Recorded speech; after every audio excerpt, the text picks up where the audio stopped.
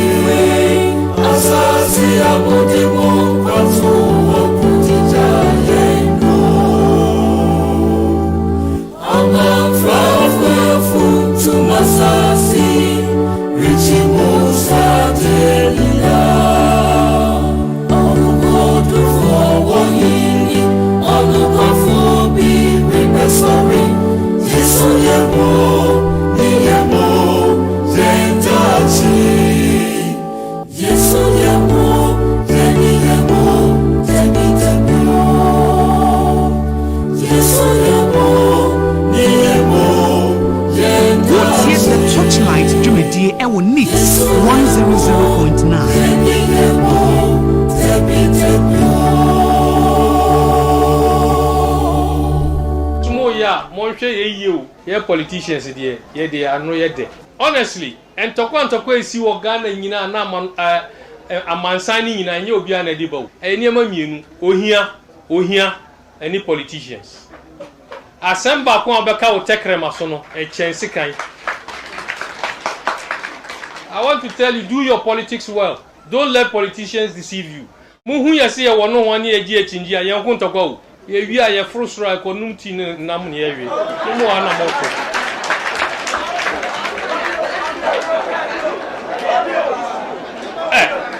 Me catch them on okware. There are people here. Enne Omuhumia, Omusi Omutia. The Torchlight Jumedi will meet AGYEMAN or NDC. Shelia Ite or NDC, no a minister. Ninuya Penny Professor Ite or MPP. NDC lawyer Laria Jeti or NDC. No Papa Wakababy, Peter Lajeti or MPP. Samuel Jinapo or Himpa or MPP. Ninuya Penny John Jinapo or NDC. Me and me Jina Hay, me or MPP. Me Ninuya Penny Kamara or NDC. Ye fear ye dako. No number dako. Me Martina me Jina me catch them one. Me who opposition down. Me party dia wa co-opposition, but me kasa me co-opposition. Look, woman that you want. Look, me who opposition da. Me party MPP a co-opposition, but me dia me co-opposition. Because NDC wa power me didi.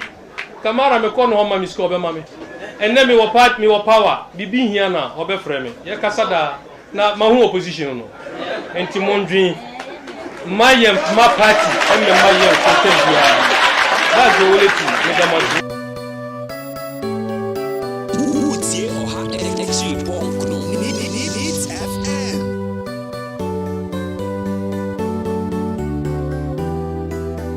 Woodsie the Torchlight Jumedi Ewo Neat 100.9.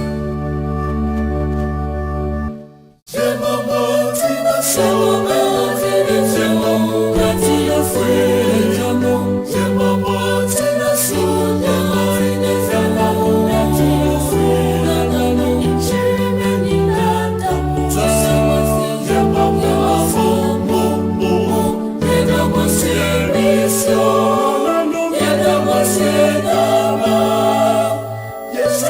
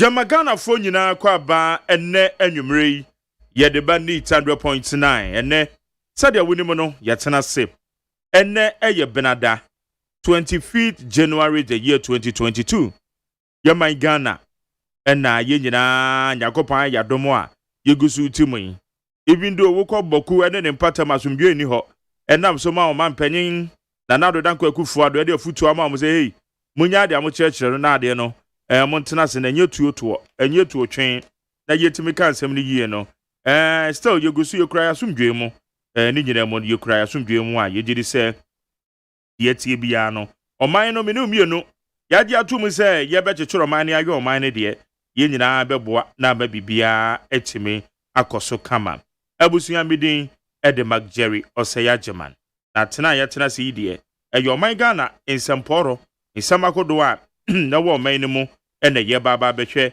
eye sansem ni nyina na echese ye nyina ya den ya toato adwen ne ehu kwan pa ye befa so na ye de oman no etimi akonkan Pius Bedu Bansen na womi obenewa womo na ebomi chidoma ye de dwumadie ye de ebrew ewo neat 100.9 so saranso ena media seda bema engineers on duty atuagbo na jare na aboaje womo ena ebo chidoma ye de dwumadie ye de ebrew neat 100.9 so na woko eye executive producer no so dia na eye Dr. Father Dixon na ono na eye executive producer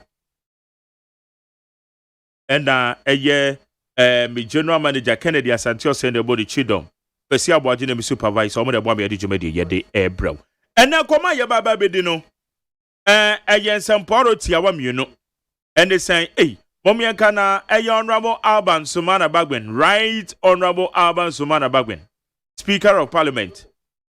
Onoso audience mbebao. And that what you said your word did Kentemupa. Just said the regalia, to say the traditional relic. Alban Bagwen, the Jina and I so. Ever another wife, mom. Just another easy. Alban Bagwen. Alban Bagwen. Me sadia mi hu abambagben no the right honorable speaker of parliament and they say as adwuma no waya us parliament adwuma no waya ma nimdia no just say ejina musa onim all the four corners of parliament. That's the to me ya so they say na mom speaker me na mi susu say E11 na ode nanom kotu mu bi say wenu mi wa muti wo moji 11 tu mpa wo nim say wo mu kofie no sa asem na o kan ye me minya ya na ka wankan minya ya na because say woka bibisa this time no when we are speaker of parliament it is a woka bibisa na we give you room for speculations ebia na no amakura enye reality on the ground no obema eye wo me wa ban no no e dia so wa ebia ne say na wo yare a wo koye ye se wa hyeda e na wo yare se won yare mpo na wa hyeda wo so say na nda oba yi e na oti adwom don say dia ne tie no eti ne nyina na kwakwa say odi na no kotu 11 mu nti no so ho me nya ya na ka wanka because we speaker at the end of the day we need voting casting votes eti o na obehwe no moderate eti say na 11 obi be dia tumo 11 obi nyi ntumo anu de anka me nya so say anka why speaker ne de nanka wanfa na no antumu bia na nanka na problem bia no me de me nya ya na nanka wanka then so waka na no atum and they give room for speculations and mostly in your opposition bi ho even yanom krampa ya yes centrofo behind the microphones and yes some nyina na yetimi kan esem egu yetirim de ayaten yes ye betena ha na ya kan nyina de ase na kan na Ghana bebo enye ni nyina zo se de zetia nti ekono na ama eye eni no enipa bi dwen bibi ye de fa yura albamba gbe no ho so de ase ha na manakwa ko baza na ne de otum so tutu ntum mpa e de ko ye parliament house na no ne ye bisa say this current session na eye mrahye bedwafo afi atwa mu no man sha ase yie na omu di wo man say anwie ne yie no afi nso aya sha ase ne san na eno amebeko wo expectations and that we tie nkomodi a ekọ so na ne de na kwakwa first day ni nti no akwakwa say serious business bi ya nheda nkoso nti ya no na ye bisa say akwakwa ba ne sa no wo expectations etiseng edian na wususu say eye speaker ene eye mrahye bedwafo a ye ka say wo mu nyina gba dey mu e wo Ghana mrahye bedwafie wo metimi aboa no mo de o man Ghana wo mu etimi e de akonkan eye nsem a ene ye ba behwe na ya dwendwen ho na ne to so mienu a eno nso ene nwumre ye ba behwe na de ho komo no ene say question ba ko a bibisa ne say how do we manage our internal elections? The internal elections, how do we manage it? MPP for do money chire eje kwawu nkwatia a wo mkodi wo ho nkomo 137 parliamentarians including an independent candidate and MPP national executives eba ho yewra dwomboadu mi ho no mi hu Evans ni mako mi hu yewra Fred Blay mi hu chairman of Marwade say national executives na ka say almost me cite dodo na emu be 95% there adwuma de ye call so ewo kwawu. One of the issues yewra Fanyoma can say the two dwan ni say womonya ahweyie say internal elections na eba be koso MPP mo no won betimi manage no managing well won be managing ye na emfa wetim maka obia enkonkoba and give you room for opposition na womu ntimi enya bullets womu de be boro MPP amanyoko no come 2024 abato no na sense me na ye bisa say ahead of internal elections ebe koso amanyoko akudo me titiriw amanyoko mienu NDC ni MPP kwan ben so na ese ye fa so na yetimi manage the affairs of internal elections no adia ba kwa na yenim ni say internal elections ya adia bi ehu pa tamanyoko for the internal elections na so wo mo ba be your constituency no even from the grassroots level NDC for friend ward MPP for FNO electoral areas coordinators ye you wo ma firi kwa the about polling station for ho electoral area coordinators na ba constituency na eko region na eko national na ba be do the presidential no aya na emu nsam na yideja ampaw emu nsam ni yideja na wutwa wani ba bia na aya nsɛm a egu wutirim na nyɛ nyina na betumi aka nsɛm a egu yetirim na nyɛ nyina na betumi aka emu nsɛm no ayɛ bebree a ofeche sɛ yɛ nyina yɛtumi hu sɛ kwan bɛn so ɛna amanyɔkuofo yi wɔn bɛfa so manage wɔn internal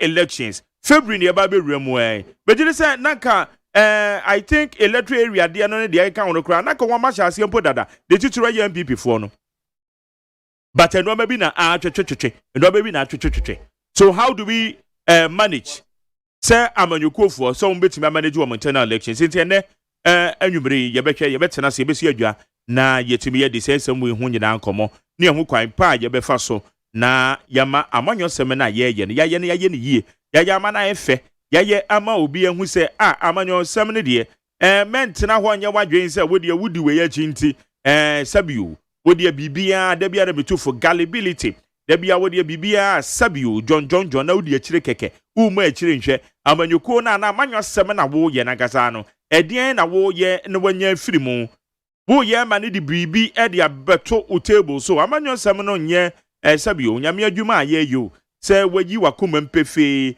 sɛ wo yɛ nyame adwuma ɛnyɛ ne saa wo yɛ na mpo nyame adwuma krase yɛ ya hwɛ ni mu sɛ daachi bi yebenya ɛyɛ osoro hema mu kwan anaasɛ daachi bi nyakopon favor ebetima yɛ de aso yɛ so eti amanyɔsɛm no yɛnyɛ ne kɛkɛ yɛnyɛ amanyɔsɛm no kɛkɛ yɛyɛ amanyɔsɛm no sɛ ebetumi de biribi ayɛ de ɛde abrew eti sɛ bia wo sɛ saa na wo wan wadwe sɛ wo de wo yɛ ne biara na wo di akiro bi ɛka na wo so wo di so bia ɛnɛ mesrɛw you are mistaken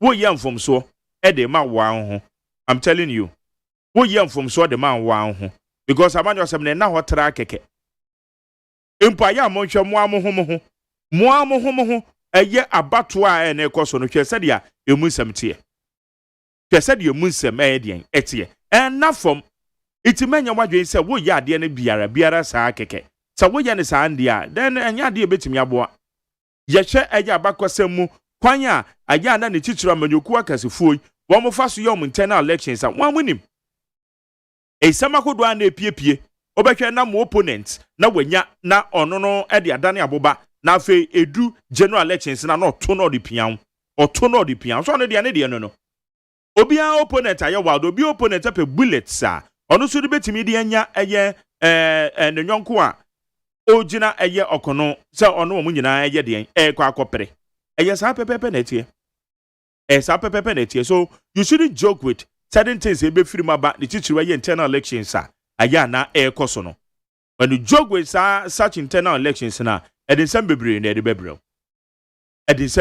bantie na ɛbɛhwɛ ne yɛtra se ne yɛbisa yɛn ho how to manage such internal elections a ebetumi aboa ama ɛyɛ yabanyɔsɛm na yɛyɛ no etumi akɔ nkan okɔ apia tenso a sese amafo dodo na ɛyɛ adɔyɛ na media de yegu so a yɛsere ne sɛ adɔyɛ a ɛkɔ Ghana gas for 2 million Ghana cedis no de kɔ esimasi wan no de kɔ ɛne yewura ɛyɛ Ibrahim Mahama ɔde ne noama thousands of ɛyɛ anwa ayɛ de no aduane 5,000 of ɛmo bag ɛne ba ko na ka on say 5,000 ko ayɛ den ɛmo bag 5,000 anwa nso yɛ den aita anwa nso yɛ 1,000 ɛne de keka on de kɔkɔ dom ɛyɛ apiatifo no ɛno akyiri kwa wasen abase jata cement a yɛ de sidan ɛno nso ɔwɔ quantity bi a ɔde kɔ akɔboa ɔwɔ quantity a ɔbɛkɔ na ɔde akɔboa na ɛkyɛ sɛ apiatifo no etimi anya baabi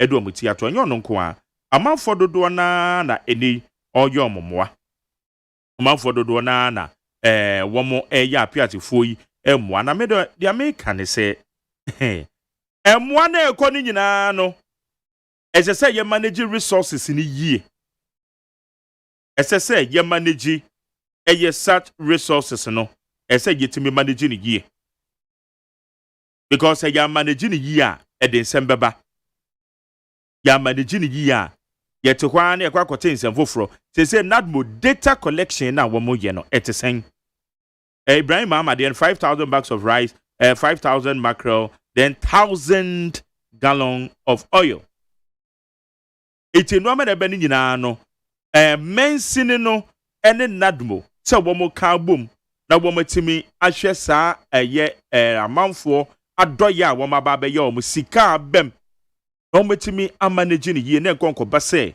obi ka ho bi pa genuinely why affected na ye che bibi na wanya bi eya pa se genuinely nipa ne ka ho na se de ye de manini na yetimi ahwa na yentimi anye de amfa ma saa esimesi kro no ebe sa ma nipa no asa akọ ahohihia mu kra mo enti eyade a esese sa ho no yetimi hwe ne yie papa eyade a ese yetimi hwe ne yie na yentimi nto na jeje mu ese yetimi nya womo anadmofo ade ehyamonsa mo ana mo kopeki data no ewo ho ato yire nchembi se isi a adjunted yesi nipa ni bi kro mo chochuro wo mudin no woma ya affected kro ebidin enim enam se aba ne saa no nyumaku akodo obi aba na obi akoturo din ena we no NGO we churo din ena hwan churo din mesre mo enam se ye huru bi pen ni nche no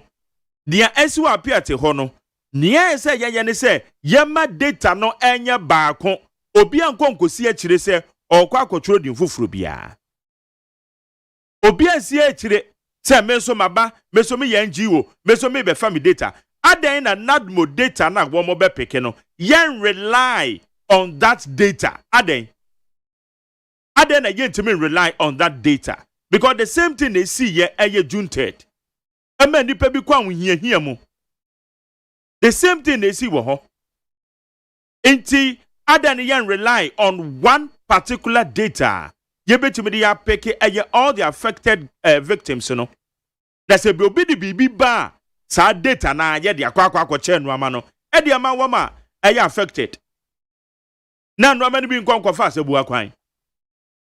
These are some of the things I say to me here. Etia ben obi so ba be taking one advantage ni nua ho akere no obi so ba be taking one advantage etia say to me ya hwe yie wo sa akwan no so esese ye ya hwe yie na ye nkoye ade a eba masafo no wo mo ho etimi ya kire mo the more. For what you fa 0503721744 0503721744 ko Facebook live Jumedio na dem yopo ewo ho eno so wo comment bi ana wo de ato YouTube channel no Despite Media YouTube channel Despite Media eno so wo adwenkyire bi ana eno so de afa ne abediafo no so ame no mbedi djuma no behwe ne mu Ali Suraj am special guest obeba na me ne di nkomo na eno akire mu wo me panel member se wa ha John Afo, a member of the NDC National Communication Team. Na Wejagbawe aye ken John Afo pre se obaba beye chairman Wejagbawe abatu onpesu aso John betrans ni eni ho nkomo. Bra wa wurem yi de betrans ni eni Wejagbawe ho nkomo ansa na ye de we no cry share so ono so beba Mr Green a member of the MPP National Communication Team. And Mr Green so ebebe fie hana waba beka John ho but answer na no metwe enimu say Ali Suraj former organizer MPP USA Nasara aspirant and oye hopeful Los Angeles Nasara dibia na MPP mo no obeba na waba be di enimu Ali Suraj ono so ebeba efia ha ne yesene hene onbebo ya mane hini na omode ama no said mu nsem etie but answer na no me nua John Afo ewa ha oye Wejagbawe NDC opeso opere no koye chairman John etisen onyame adom bofa na oso e nyame adom boko na bibia ekoso ye de nyame na adomara Wejagbawe abato ompeso aso bibia koye adomara kwa ye de nyakopa se ye tututu nyama besan se wa onim se osumi aye wurem ye reorganization of the branches ti if you reorganize of the branches and about registration no okay we are near elections of the branch by March near election we election and I say July for constituency. Oh okay it's by July na mo constituency elections no ebeba so okay now no there we making sure say the branches no will be well organized. Okay we say after the 2020 elections more ward na more branches and ward near all branches and ward na police station ho no ward near police station I say ward constitute about maybe particular ward between 15 branches. Okay that makes a ward. Oh yes. Okay, it's just a ward no and I cannot go say electoral area. Now branches in the work from no. Branches in the work from and the police station. No. The last head of police station. Okay. The constituency executive. Okay. But the branch also have their own elections. Okay. Branches, 9 executives. Okay. And 9 executives, they have to be members. That will elect those 9 executives. It's when in conference, my bread, papa. No, which are for. At the end, when this was the for almost 24 years. You really power as parliamentary. We now be our presenting NDC or Wejagbawe. Since now, you divide the constituency means. Okay. But first, a boom and 9. Now, Amasama or English, a man from Anyaso to. Oh, and we have boom, which are boom, and it's Chimu 2012. No, Yana, a honorable Equabuchi, about 5. Okay. Into about 5 2004, no, only did 2 times. Into we now or Jama Rose Abra. Teaching, no. We don't say Abroa. It's your own to me, no Mukafakation, no Mukafatina. I yell mensa. It's an yellow mensa. No, be Deputy Minister for Health in 2016 or some retaining seat. Okay. But wager for no, NDC for no, or Monum. As I said, in 2018, no, current chairman a contest here. Meanwhile, I've sacrificed for the party at the constituency level, even beyond the constituency. I'm adopted ward. But they told me, say, coming from a branch chairman straight to contest the vice constituency chairman. So I lost. Name election crown. But already now hold the position. Now hold as branch chairman. Branch chairman, okay. But a broso. Now so me say for the love of the party.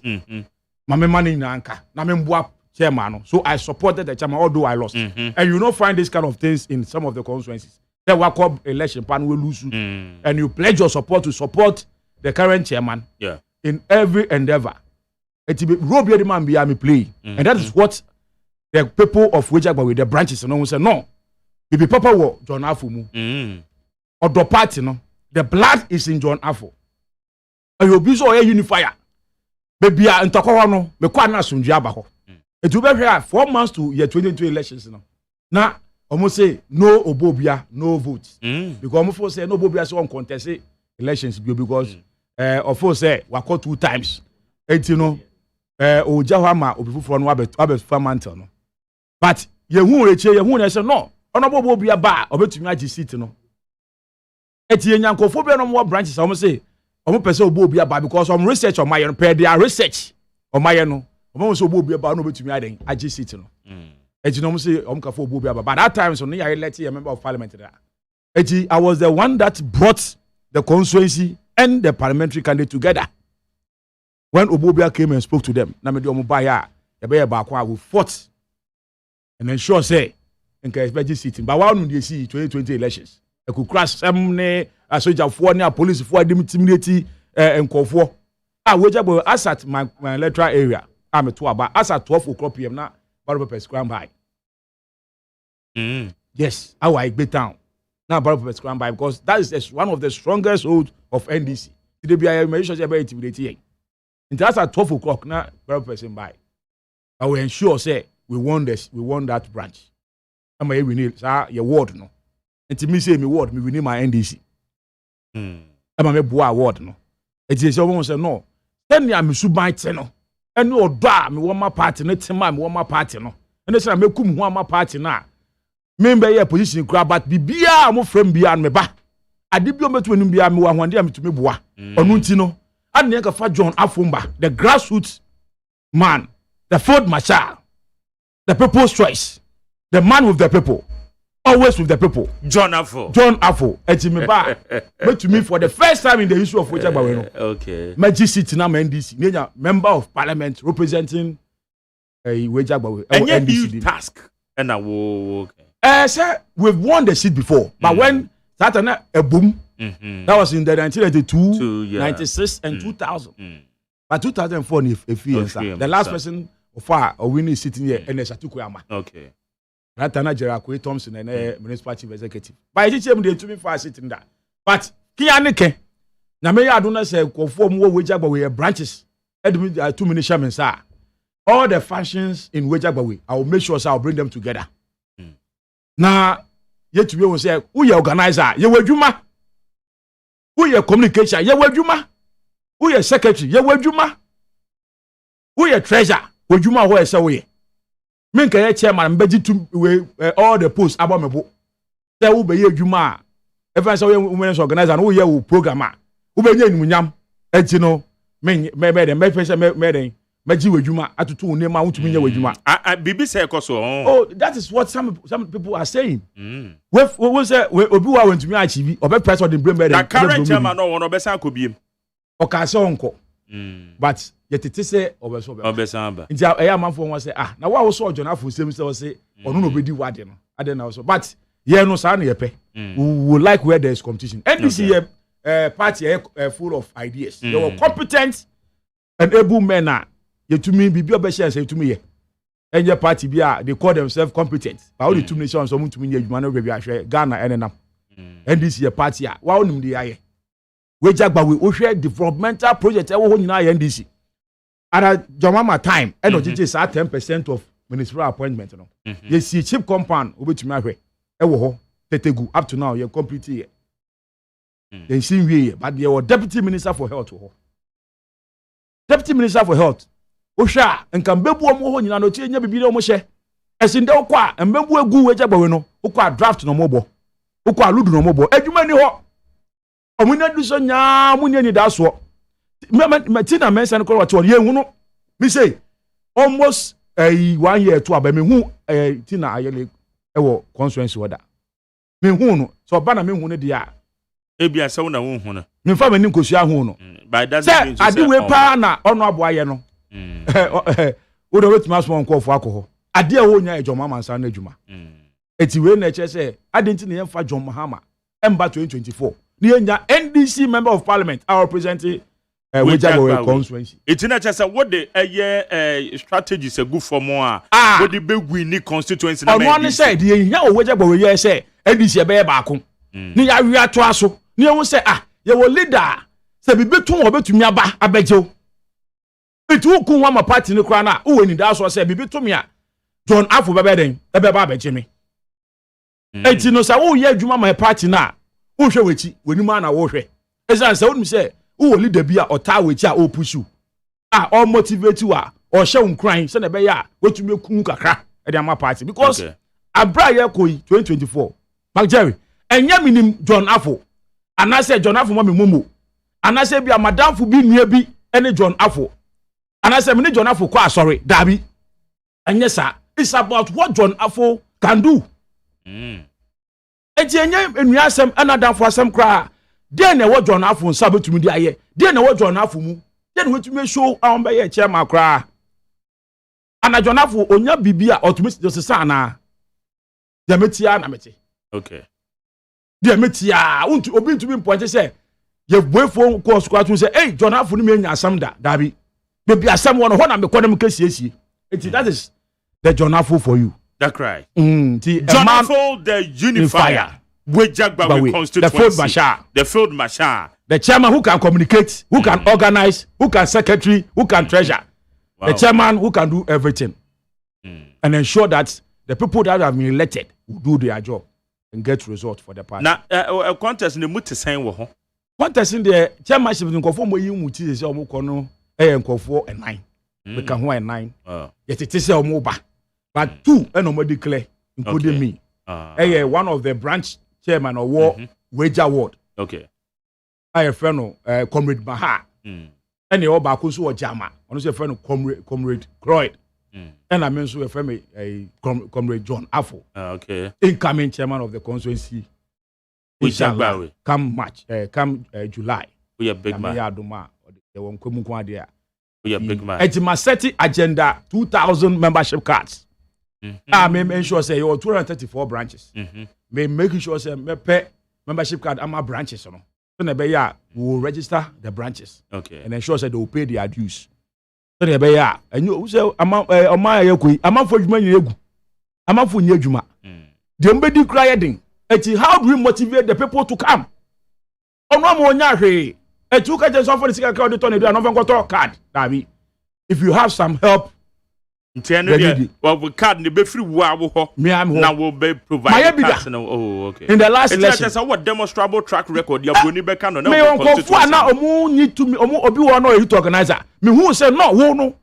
Who bet my organizer for the branch, and they are organizer for the branch. Me will be no yeah organizer. Me say no. Bibi wo mo bet me chair branch no. Me will be one ordinary member. Today he's a communication officer. He's a branch chairman. Eti track recording there ho.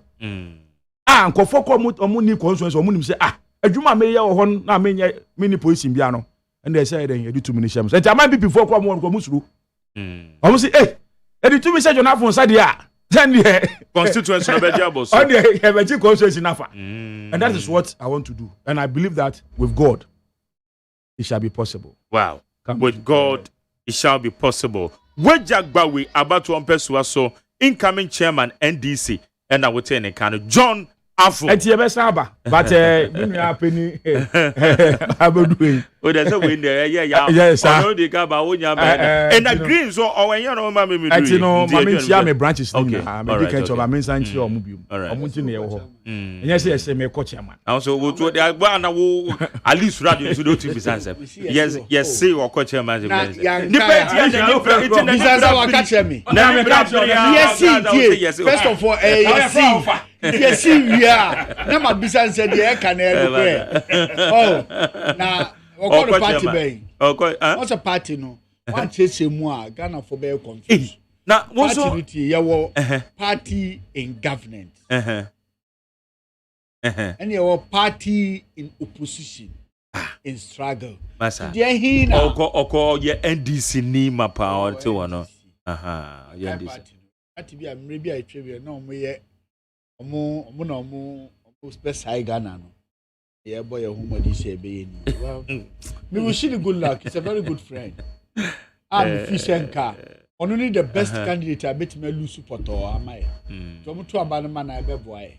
Down. Yo. Now what is saying? Na say yes we Sariki Zongo. Ewo Asante Mantem.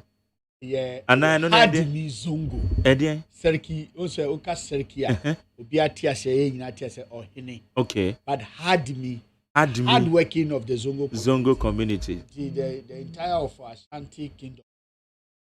I do me with that position.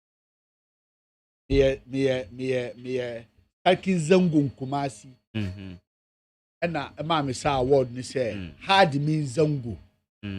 Hard me na Zongo. Eya kunya kase pa. Omodi ama.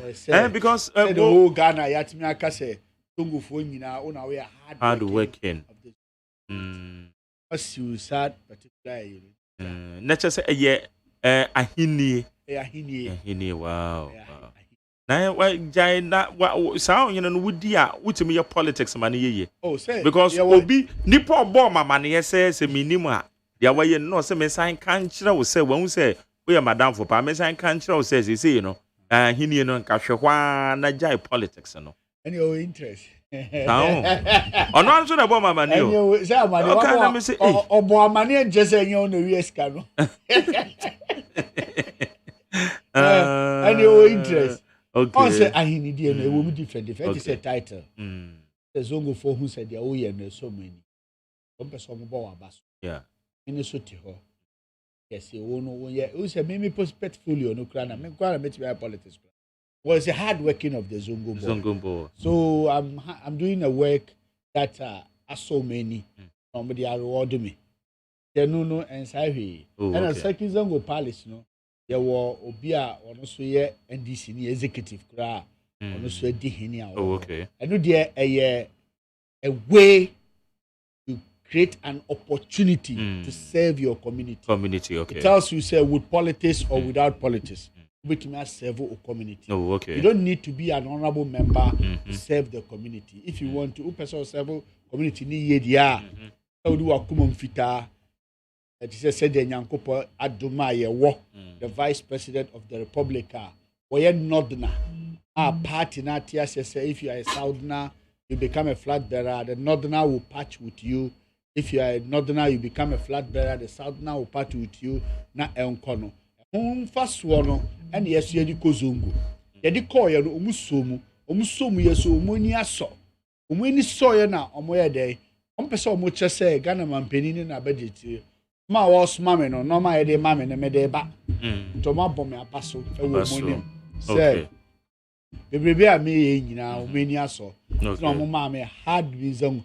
It is said the example is it is say nkoso hene na kan ba bibisa no say akwakwa say nkoso hene okay all right. Now so far no ma ekosen MPP internal elections when this wadi hunu so person obeye the Nasara coordinator so far no ma ekosen pimpens one is out. Well say say they be me come as say now you madam see me say I don't want to be a politician to help. I don't want to get the position to help. Any little opportunity be a menya bia e be boa you know ye kasa me de be boa o man na nya me nkwa na me top agjeru wo hobi there was Zongo community that Zongo for community no e masade say me ma mo ntia say ani ye nyina ye dia emba ne say o sori a wo ye Zongo ni nti o be concentrate o Zongo nko a say o concentrate o man ni nyina e fi Zongo for baby a mo te no o mo hene wo ho ahinidie no asante hini wo ho na Zongo hini wo ho ba kurowura na ya asante nti wuti ho a ese wo som oman no se de be ya be so oman wura eni na onkrofo na ombesa aba foforo no ya won be papa mo wan den matina se walo hwe se de MPP se de ebo oman no me start 2016 aya ni normal enu aye di aba ene choboy mpese me come back to 2016 the ya ka say ya ka no saa wa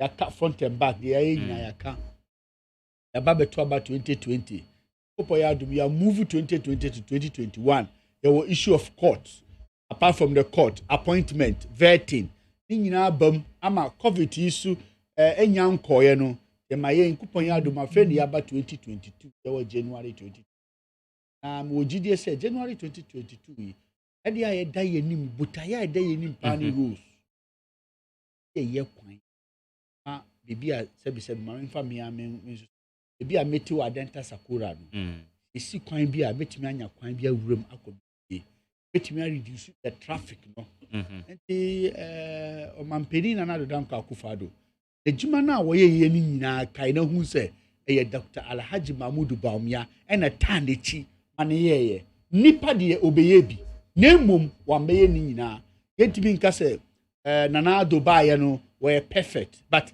ye massa otumu hu se you can give Nanado a credit say 75%. You have to give him. It's constant. There na the 75% baye mra ni obaye ni eni planting for food and job chobe kura me dem family ho ni eni bi na obaye no ni eni Zongo development fund sen kura obefa ne sen kura me family ho ni eni bi na do danko akufa do baye ni eni free education obeka ne sen kura ni eni bi na me ne ukasai ye obi health insurance yatimia reorganize health insurance na me ne ukasai ye ma bebrebe planning Zongo for to go back to Cuba. Amrana the other ones are more coy, more prepare back in the name of them being a medical doctors. Ye yebu, ni enibi. Aba. Now she Zongo for Makaranta moa. No mas Makaranta for a year. Quran tafis. If Quran, say Quran, who be the Quran ya two timo. Na unshe Quran and sana wakai. Nina the effort of the Zongo Development Fund. And Imalam for ya yomo permanent pay in every situation, we find it difficult. And yet to Parliament, and you find it difficult. But at the end of the day, no, they solve a problem. But we are looking up at the adi. Well, I bet adima abino and an America. I'm not near but near Nissan on my way now. Until home Brasia and ye prepare towards 2020 before 2024. No, we don't wait for 2024 for us to come and tell you say. Another mandate my near my mind near day and Kosu. Ya chum a chum the Akano and the MPP are buying a bomb buying. They prepare the only maybe Anna make us a mekan. Yana gonna for more infantry yanomo. Yanomo dear, Udia Tarifitaba Hakra. Omuhun say, baby I know a bibia canocra or beshada. I called akoto aduane galia di o ba be chia o mi right say o de atale o na kokko bia be piem on pese ade na be fita e fita kura obesa but no democracy there.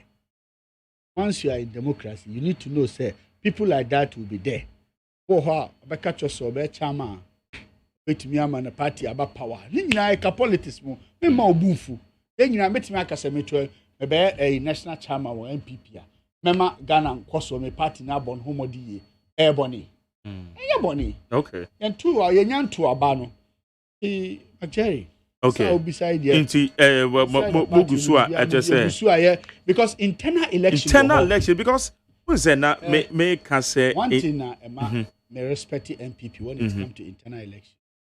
We are law abiding citizens. First of all, we respect the Constitution of the Republic of Ghana. Because say you respect the Constitution, everything about MPP's Constitution is related to Mother Constitution. You are very careful of the decision a party take. Now we are a candidate, and now we will be our aspirant for a certain position.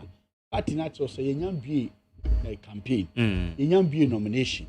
Nti yenyina yetimi ye campaign ye hia say ye ba na ya bo aban no ho ban na protect ni ye kokka cha manfo say omonto aba maye no o si e kwam de we de aduane abra unya ndi wie ye uguso a o pri say awache na esija no so no o so ka ho bi pese wudi mu bi na so de wo ye tema wo no unya ndi wie ye wada say wa me ana say wo me a unya ndi wie no hu say wa me but wa dwene e wo sa aduane foforo no me pa the party leadership any the aspiring candidate ni nyina say obi anka na koma to ni ball no cough so ba for enye na yakọ African Cup aba de nyame ya wa ye no the ball de obeka so obekọ emre no be so emre no so a ye nyina ya be bi open field na obi aye den atse ni tumi ba obe wi ni no ko ne ya de obekọ enti me patch so obi andi party mu mra the party na ahyehyɛ no ebi mu ye nyina na party na ahyehyɛ no ebi akai o but ye be any day a party I assume no Jerry. Say be I say a cassa mini radio station be a chain need FM. I need FM my friend, I may catch on so me add for there be. Said each FM friend I said me back. Was aha and a titi alice right. Yeah. Man, I mean him cassa, na Hannah Meba. And I'm to make a craving to name the year to know. But why are they to say I now appreciate it? Yeah, and you depending in an hour on my baby say when himself microphone especially Yanumo, they don't care. May them in Kayan, be saying you depending on one animal, who could show woman. May fan should be a and women know why I can me body. And you're not baby interview. Waka Yanum, I'm saying, Mankayanum, never say, send me. Who did you say bimbo bi adi make I say ya no mo ya say ya kan gasa ya no to me catch am say wo mo bakra anyway okay it's Alice Raj yan share our expectations this current parliament because ye ni be do wo chipa nia wo mo ye ade be 7 January ene de wo mo ye wo mo ba be sorry na no kra na date ni say wo mo ba be sorry a wo mo sorry de ko ye no ye gina ye ni tua. What are your expectations this current session of Parliament? Well, my expectation is for them to conduct themselves very, very well. Jerry, last make us repeat it. A bit me say you disagree with the decision, but it's how to go about it. Ghana for you deserve certain respect. Sometimes, it's not all about political party. Meaning, say, fine, you are fighting for something. You should also be reasonable on the whole fight, Yanka say, oh, me fight it. Now, Obia who say, yes, me na me fighting into about mount. No. Not supporting that. Algeria, say, Yanko Poyadum, Debia, who GDA say, yeah, by radio station, we have a car say, Abaya or Tisu, or Boruska too much. Yeah, by a better coin, I first I am Boro. And this is the same thing. So, almost so, on better coin, I first I am Boro. Even say, if you have disagreed with something, some of us, we are learning, bra. We are learning because my ambition is to go to Parliament tomorrow. I never underrate the way I am. Okay. I appreciate the Nyankopo hear me. But one thing is, it's not be me perceive me myself in Parliament. You see, sir, even if it is good morning, Crown American or Parliament, I have achieved my aim. So I'm learning. So some of us should not learn a route way. I will Parliament, do a Parliament. Also, I wanted to say, we wait me. Now I'm a normal I'm a Ghana for any reason and try for once come together and do the sacrifice. because it is the only thing that will help the future of the country. But what the kind pollute the mindset of the people. But me, the American say, this parliament we are a new year. One more session, this current session. Me Palmacho say, Omufa need any bro magana for. Na mo fati say, ye opposition ti. Person obi a hu say ye ejima. Oh my Jerry, say obi a hu say ye ejima. Ayo futu magana for. Oto abana, o parliamentarians no. Ebi mu bebrebe wo ho, they are going for their own interest. Bebrebe ma holiday kura mu nko mu constituency because they see their constituency as they don't care. Some of us we are there, we are in the constituency, we don't see our MPs. Because the person thinks they say what was saying in parliament, he is getting whatever he's supposed to get. Ne makwa abuchire free. Or sorry, ne menyina ye hu omo ayedu omo abuchire. They are there. So it is up to the constituency level for them to look at it, say, nipa we no wo ma constituency no na say or man his own interest. Magari. Say oka say aja power anti. Aha ya we ma wa ha no useless sir. So we are watching at you. Then you to abama o bebrebe o MPs o mo o ne ba pa abochire. But nembom maame na oton kokon na wotawu fi echi no. Wono ne ma na kwoto abama o akoye MP. And so cut na parliament kra adia e wo say wo ya you best stop say e be kwa kobo busia wa bonte no so ompene so because of your own interest. Media me pa match say o conduct o mo very well because parliament here for ye nyina ye dia ye mu bia ye wa chi me brai for so o be kwa constituency me for say me kwa parliament ye nyina ye ye move forward of the constituency ono so in future no o be build it towards parliament. It means we are learning. Those that are learning are more than those that are inside the parliament. Indeed, they should set a very good example for some of us who are outside, who were very humble to learn the process of parliament. Majority know if you are TV, I learning the process of parliament. Oh yes, and normal be especially me. I didn't even know what is standing orders. But because I focus on politics, sometimes I watch parliament from starting to end. I know the value of standing orders. So I always learn what am I going to do in the near future to learn what is standing orders in parliament. And if standing orders in parliament has give you a certain privilege, for you being an MP doesn't mean that you are better than anybody. We're all the same. It goes and comes. Put me MP echna. The more now we need MP nubium, said it's affecting the country. So therefore, your constituency needs to teach you a certain level. So the constituency will see what is going on. Echna be there to a bar. And you're 137 billion. 137 affect you a lot. When your MPP has a good vision to bring it to this country, but 137. Obatiana, then I'm not paying number 3, no 2. Now, fear acquire some. Is it now acquire G? I'm on a mission. Until when you know, okay, Kanoma, Yemu. What shall Right Honorable Alban Sumana Bagben?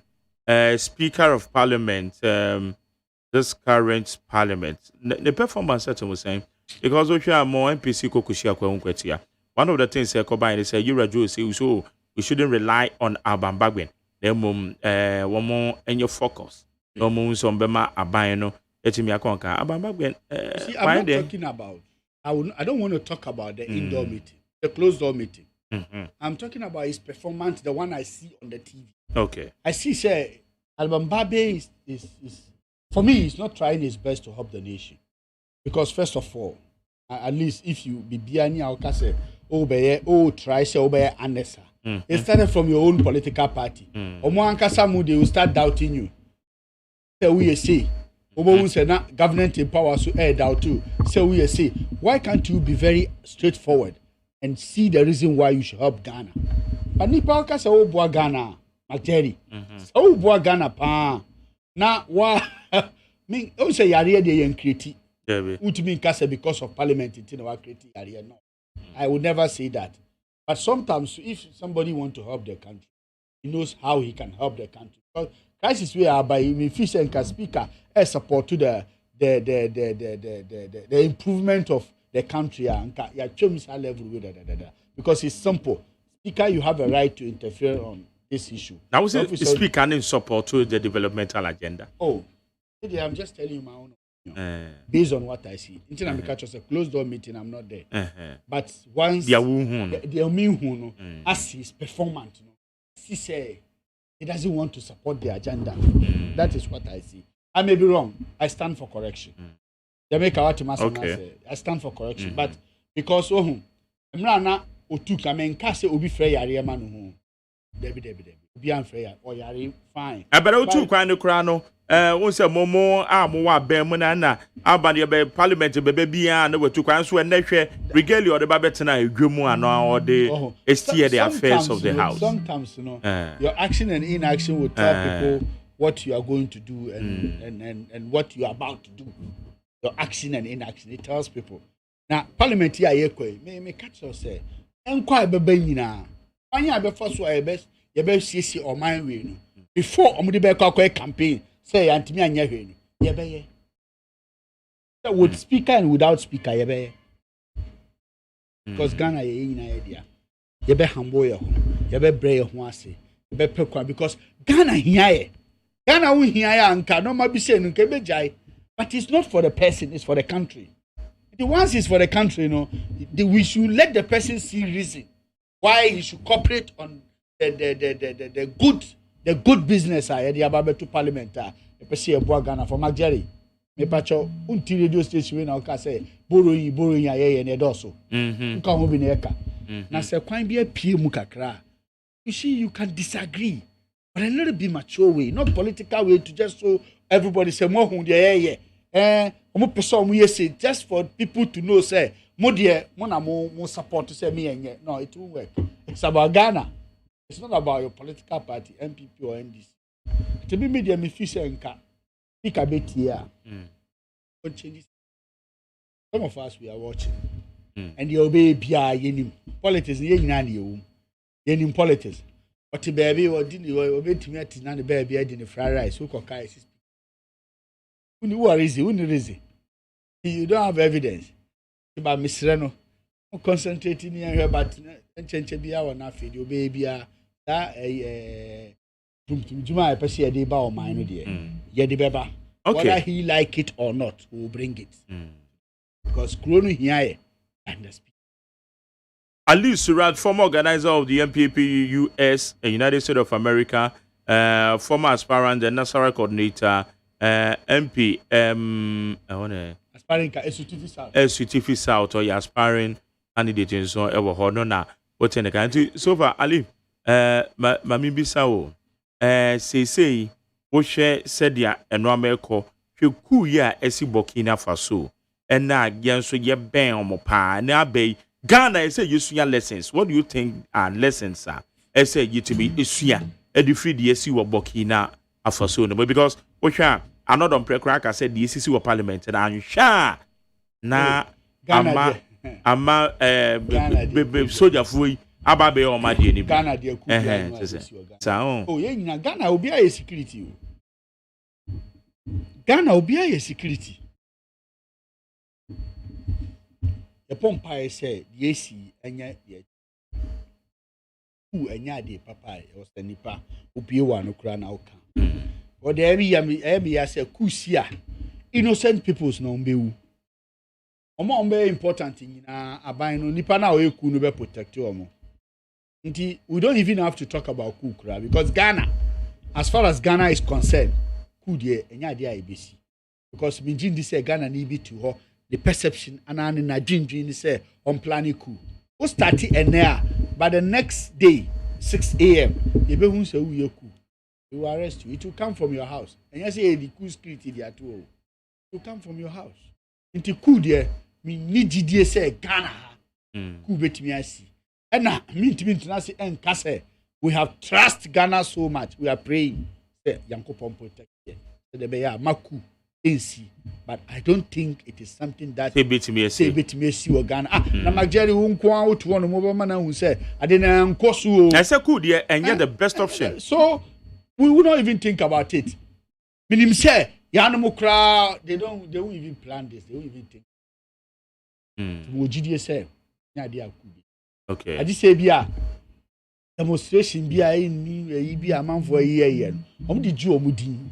They know there we can't use it say obi candidate bi ama obi sika say on kwa demonstration and it's just something simple obi anim say obi finance obi say onye demonstration but it will lead to coup. Who evidence will be finance will be on demonstration? Na say asema make am obi di. Me say candidate be some so me obi di ntina me bisa some evidence obi ka say Ghana will live by rumors. Some say rumors can be true sometimes. Take it like that. It can be true sometimes. It's just like if you mention name, then you need to back it with evidence. So I didn't mention name. But if you pick it and say it is you, then I'll tell you the evidence I'm holding. Intermediate, they make and say, could be a new IBC. Inti yanumun stop say, be a obi bema obi say on kwankwe bibina on hananado peace ni no man there is forward ever. Backwest never. Okay. Ti could there. Anya dia ABC. Yeah, the papa crowd say nipa bebie na. Kina na AC no me bompa say be the last country in the around West Africa. Okay. Enye papa. All right. Enye fe. Ye mu bi no ye nka ho bi o. But kakrebi on Rolling Stone. Yeah. It's not something that you can. Even those political parties are follow cool level. No, come on, person over it. At least to radiate a special guest. So you made it so. Beside the question, John. Beside me, be as well. Oh, na say only party. Because we here our can say obi na ma obi na. Na so be your move here dey. Enti say one of my man ko force kan. Omo party one and man ko force kan omo dey. Eh you be a party be. Omo party man kasa. Omo boy one body. Omo party general election when we say one of their candidates is not working at all. And I promise is sir on this year Ghana from GD Ghana for nyarumu no. Your man the president enya do to me. Any party dey win power. Ejo man kasa omo kun omo demonstrate. Yes. Manja ni di mpokra yes adian. Ana ni party na ye friend yanu. The be the party ne yanu. What me ama naku na naku ni ho. Menua o me madwuma se meye. Na 5 months untu ameka me dem sika fa ka akwadwuma me bushafo ni me. Ana se ne aban de oka. Na obenya sa aban de oka. Na obenya sa aban de oka. Na utifie na ko wo obi a entu oka. Oh please. Me ti fa me nya adwuma ya me se me nya adwuma ye. But mam madwuma na me fa me sika aka me wona nka beto gare ato si kire ewo na ma poto no medi no ana beto gare asi kire nka metumi anom no mada metuma to do ko people say me mo adwuma please adwuma no man 6 months unja ne kai ntuma mo Ghana for adwuma planting for food and jobs sika food wa say wo and am no kase Niger Ghana we are the leading importer of onions from Niger we are talking about planting for food and jobs when yembo abaso and eni wo kwa nka enu say ni ho enje bekra to mean the Ghana, the leading importer of onions. Then we import to a Niger.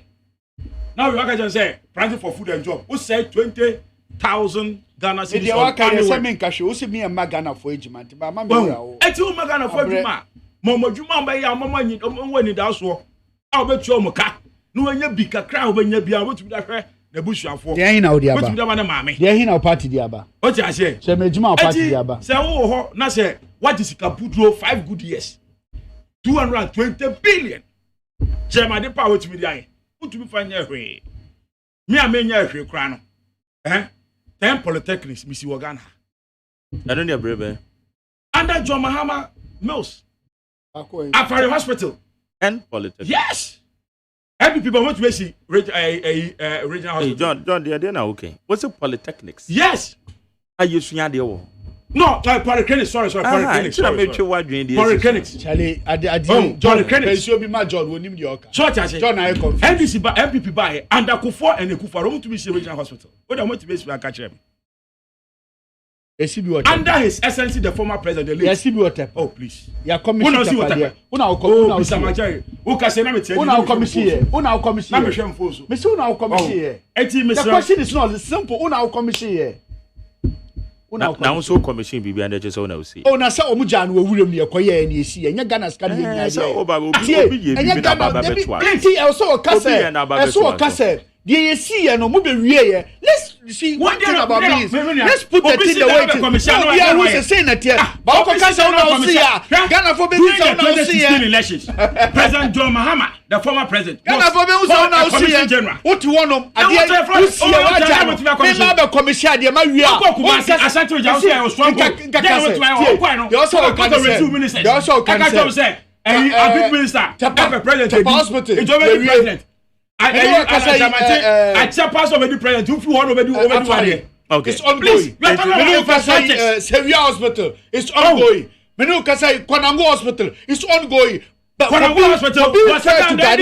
To be fair to Ghanaians, President Kufuor started. When President Kufuor started, no buy no. What me? What I say? What about Tina Kasama? Asama na make it clear to you. Me correct too. We are citing for John, we are arguing. John Mitchell. They are intellectuals who are listening to us. You can't say who see it. Please, who buy so Nasara coordinator. No, the buy so go be facing me. Wait to number. It's not so facing. Good job. There's nothing for him to say. Who buy so we be Aziz Futa mo. It is so facing me. Aziz Futa me jani mo obewi omo. Okay, anyway.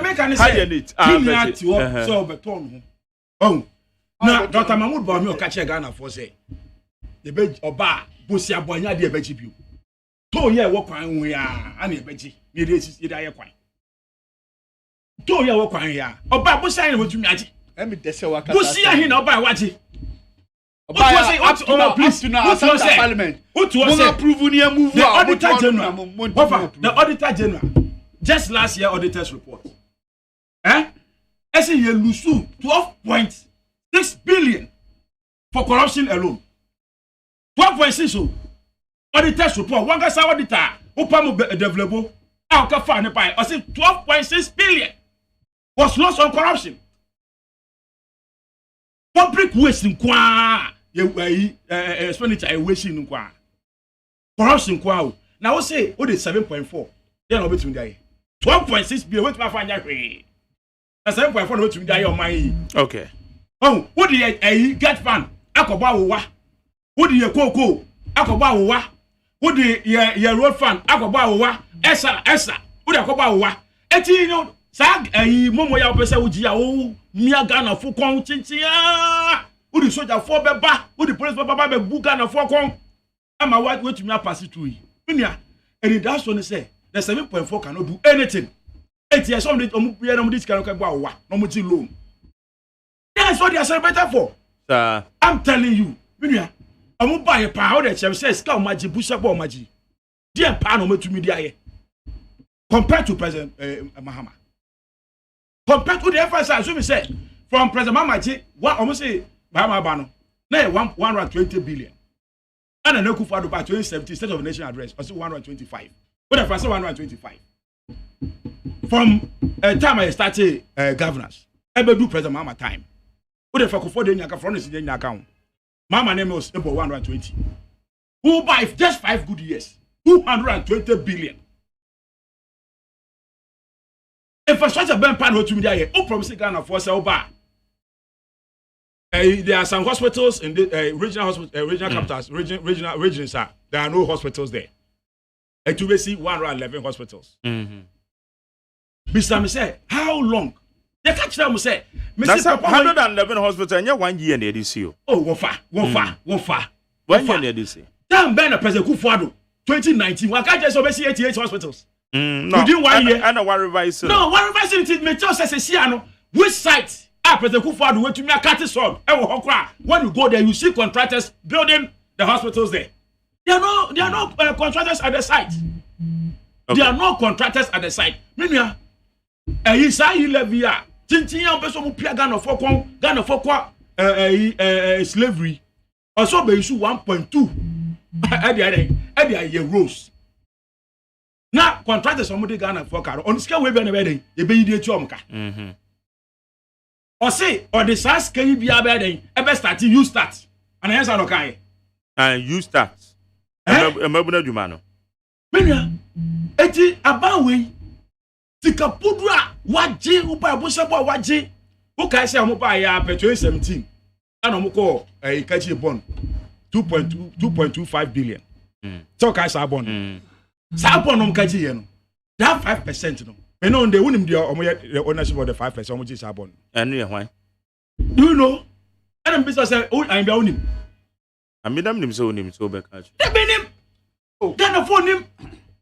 What's the 5%? 5% of what? There 2.5 billion bond no kachi yeno. Honorable Kofuasa Kajiano. How they 95% ma Nyanko for.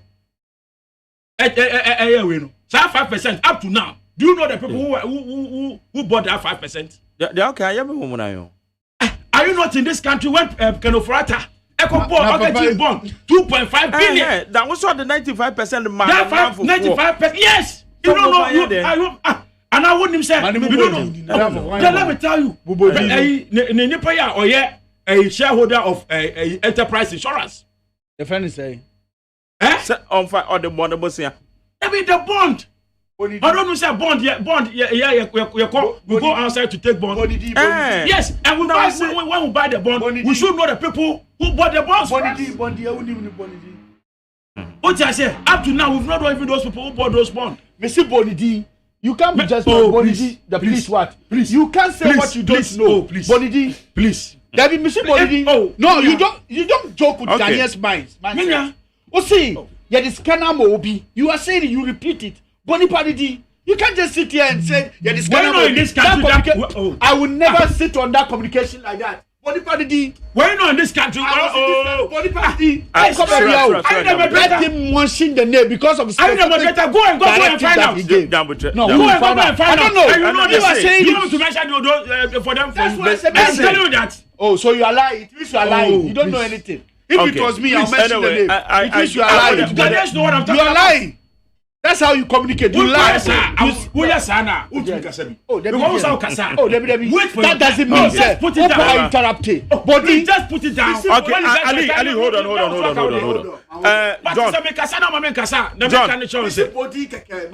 John, me too. The now Canada, I don't get me not the understanding of what you were saying. Say, you could you bond or the 95% or the man.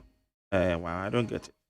What I'm saying is, in the first term of President Kufuor, the finance minister took the Ghana Foko Kaji bond, 2.25 billion. The 95% was given to his friends. Which one of his friends? Odino. Be bold and Ghanaians know what I'm talking about. Mention the name. You are lying. The 5% of those we don't ask. We don't even know those people. Apart from giving that 95%. To his friends, we don't Ghanaians as if you know. My name is Alice Rad. We know the bonds in this country. When the bonds are taken, they get profit. You lie. I don't. Me and you know. And I said, we know that you know the bonds that benefit. We know the bonds that benefit. And whatever Ghana go and take loans. Bond to the first. So, bond the book runners in the world. Bond then yes, over to Procopen Wako, a drama is a bond.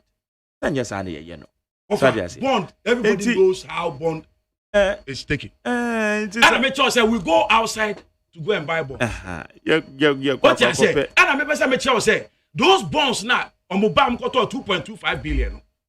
We know the people who went and bought that 95%. But the friends and relatives. Mention their name if you're not lying. We are here when a Japan deal. Mention their name. We are here when a Japan you give a Japan deal to your friends, your opponents. Okay. The name. Those people who are barbers. Your father barbers. Okay. Your father barbers. People who owns barbers in this barbering shop in this country. And yet the diligence and the vigilance of the minority in Parliament. The electricity company of Ghana, company PDS. You don't call for the shareholders of PDS. Don't we know the shareholders of PDS? Is it not the vigilance of the minority in Parliament? That deal was blocked. It's a big country, so you can't come and sit here and throw dust into the eyes of Ghanaians when you have ruled this country for 6 good years and you have nothing to show. Nothing. This present government has nothing to show. And you don't come and sit here and accuse the government, then you claim he's incompetent. You said he's incompetent, but as I told you now, you see, laws na Nigeria, Busa Boni Nigeria, there was a second touching, you know. Busa Boni Nigeria, even now Kaswan. Busa Boni Nigeria, Amasama. Busa Boni Nigeria, even now Amasama no. Busa Boni Nigeria, even now was painters overhead bridge near sea, you know. Busa Boni Nigeria, even now Kaswan. But who are buy and I will see what we are competent, you know. You have the men, you have the women. Who buy what you mean? You can't even tell us what you mean. What Busa Boni? What do you mean? What do you mean? This is in classroom. Maybe they see entertainers. Maybe they see a hospital. Konongo Hospital. Okay. Let us say, hold on. John, I gave you a number. Said the Awakana and Peso Besora Kono accuse him. Say, Amana Baker, Samana Mama. That is why I gave you opportunity. I still didn't give you the opportunity. But what I want to tell you, say, address. Me no, okay, I'm saying me bad chairman. Me coming as chairman of Wejabwe constituency. Never again. Go MPP win. A seat in Wejabwe. Thank you very much. I said he going to Nasarano. He should be very careful because the candidate that he's following is already a failed candidate. Okay, better say. Mr. Baumia will be the president of this country at all costs. I said Baumia will be the president. They are Muslim. Baumia no Muslim. That is what they are afraid. But anyway, we are not talking about Baumia here, but we are talking about Baumia as a vice president of the Republic of Ghana. Okay, now effort Baumia make here is very simple. Are you talking about Baumia? No, I'm talking about the government. It's to lie to Ghanaians. He's the vice president, so the Nana don't power. You told us within 2 years of your term. Oh, John, Nanado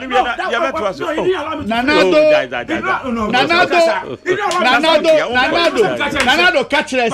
When we meet people like this, we should give them opportunity to talk. Ghanaians knows that it's a talk. Within 2 years of their term, every household in this country will have toilets in their houses. John, they will build toilets in their houses. John. You will make sure say water will be the thing of the past. Okay, John. Hold on.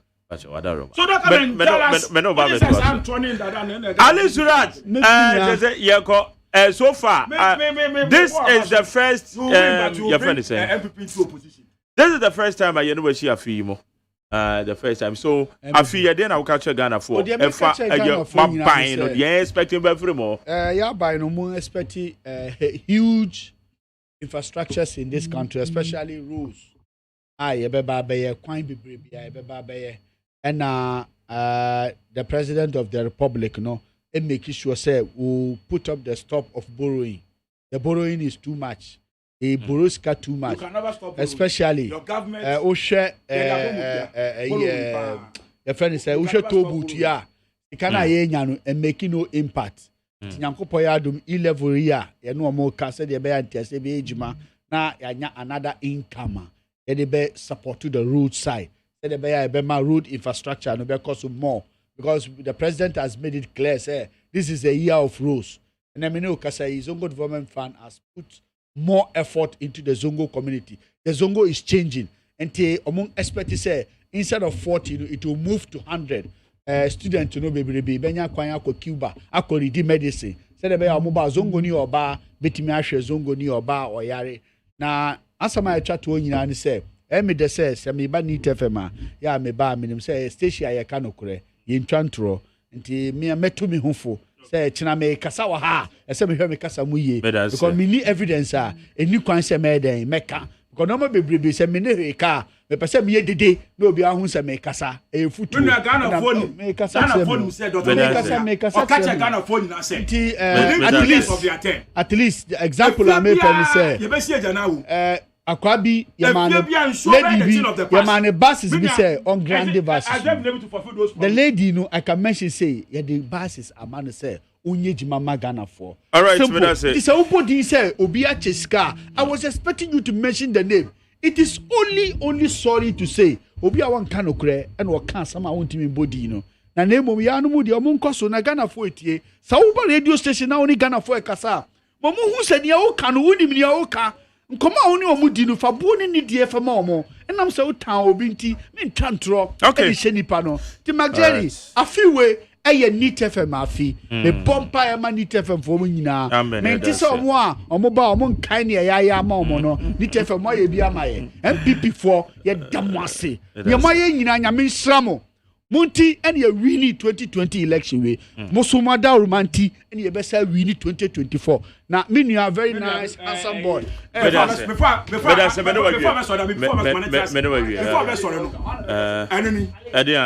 Finance Minister justified two. Main case one bond. What's it? They gave the bond to the families and friends. We don't just say this. Main case bond. It's about the aware of the bond. But what I mean, but you know so that the 95% was given to friends and relatives. To do what? Because you quite the bond about now. You quite to the amount grow. Yeah, no, what I mean, That's why I gave you the story for you to listen. Okay, how you need 100.9? I will have no answer. Say, Frederick Green, now also or your president, Edema. Okay, Jivat was said. Pass Brandon 17 will buy car. They say Green MPP volunteer group Owaha. Green was a group on friends there. Spartans. Hey, Adam Pius is here. Who now here? Board chairman for Spartans. Spartans president. Green is saying, oh, my Jerry, Nakupadum, name on Pie boy, here. Okay, yeah, I'm here. You took a yaffing one. What the minutia change in your family. Our minutia. Now, only a day, Bibiaco. We can't complain. Yeah, but you're so done that the entire Diana so is Siswa being to answer 2 million uncle. And there, the Ayebisa first Parliament this session expectations. Yedikai. Jerry, Meda was say.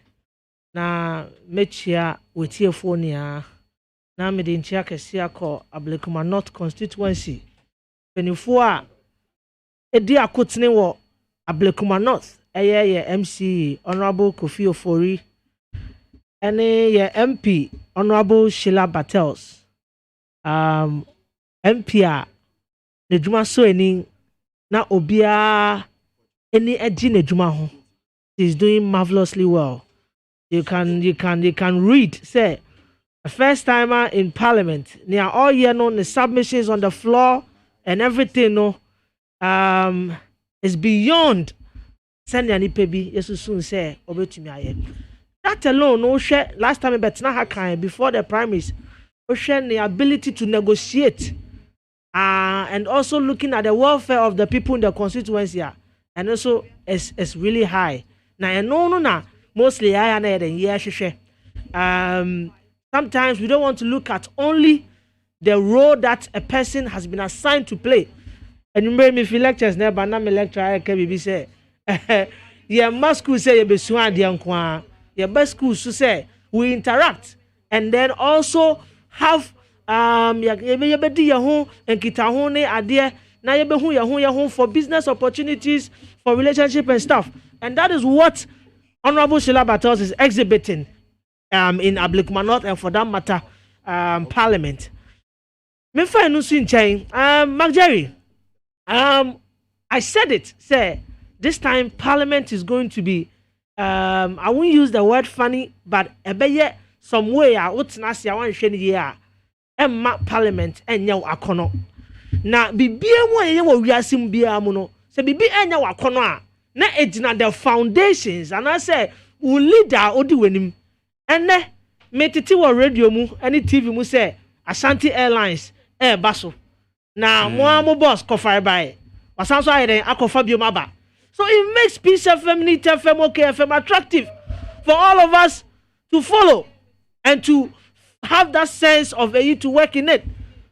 Now say ukonya leader and if who building wrong foundation in fact, over started say we but you will be exposed gradually. And for me, Right Honorable Speaker has sort of disappointed me. I'm sorry to say that. How? Because time I fan no. In fact, yen crowd back kaya. Yen started say, Papa we dey ojide onimu because obe lead the parliament in a very fair manner and transparency. Ebeye adia ebe that parliament. But and then what are we seeing? You can see that he's rather tilted more to the opposition. And now, the decisions be are taking or parliament. No, it is affecting parliamentary proceedings and is making the house not attractive. What are some of the decisions that we take? Oh, Mark J. Because Parliament also the Mbrana Yejuma. And the Mbrana Yejuma. The Speaker of Parliament. That's it. Nobody. That's it. At the end of what I PP businessmen are what they are called. Euro Bambabin. We take a decision. Be a more Bemna Yafi. American say. Yeah. A lot of Ghanaians are complaining, and Namekano, if a former speaker now are presiding over the house for more than 4 years. Now and to Kwebi and see and when you went to be and see now say Obia betna so and do a few and you see fights and other things happening in the floor of parliament. I should tell you what is happening. Now you should know. Fight. I don't want to go into details because I'm going to details. Who be Sam said no. Auntie a joke. First fight by second fight by ye and you know na eti adwum. It is enka oseti the right standards are. Now lay the foundations right. This thing wouldn't happen. I am a CEO and entrepreneur. Whether I am there or not, my lay standards, no, my lay principles, no. And whether I'm there or not, the system should work. And it should work in good faith.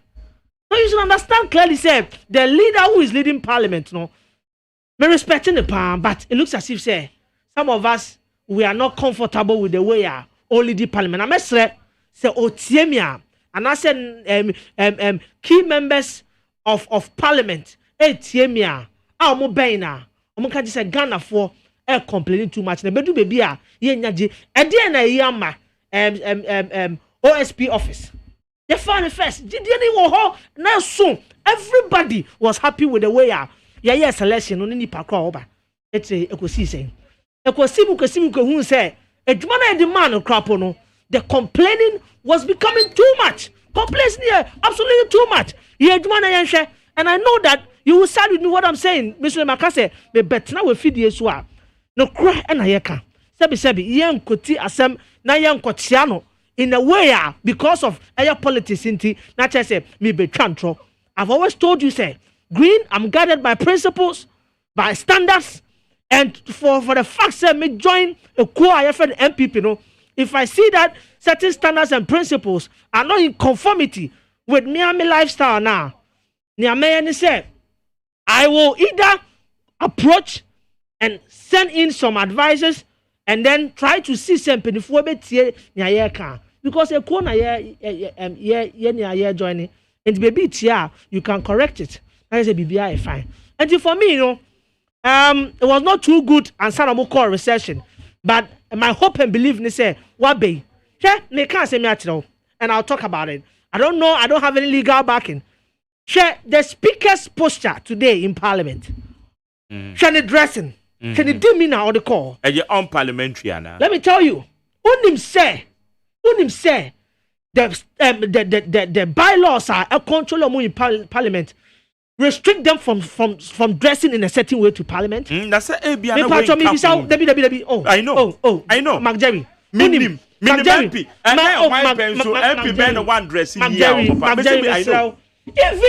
even their haircut, even the way they put on their makeup, even no, Pacho. MPs always dress when there's a state of Mark Jerry, I'm not here to do this. Mark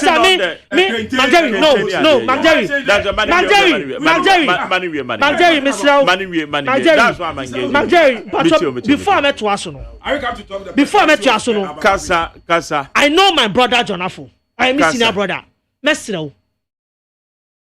I don't mind to tell Ghanaians say I live by principles and standards. Okasa, I promise you, I will never interject. Minimia no, and he said, "Never me books number." Or you saw me targeting me. Immediately he starts, I will just walk out of this radio just to protect my integrity. And let me make that as a fact. Me bania metieno, and I know how he does his things, and I mean no. Until her and Oko Rezi say, you can't say dollar and nam 7.0. You try to correct him several times. You own him perfect say record said that Oko bank, Oko exchange rate a year. I have 6.2, 6.3. And so Papa didn't want Papa didn't want I said we are not discussing dollar. We are me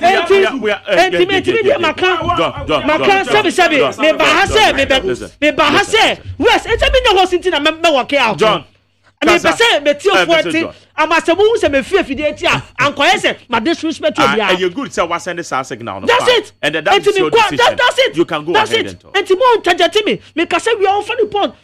After mass radio station and for penny booking mother. And then you was them. And you must have to be can't because you offer penny book. No, what the way are your representation. And he said me the book to nearby or Parliament back. Me still go ahead and talk. Me money pen. No. Green. To so and what do you now work at? Okay, good. And he said you make no. In any case, I will discuss the person. No be some. I guess will be some na me one of them to assess our expectation from the parliament. I sent it to you. Oh my goodness. Ejikaza. And he check the poster of the person now.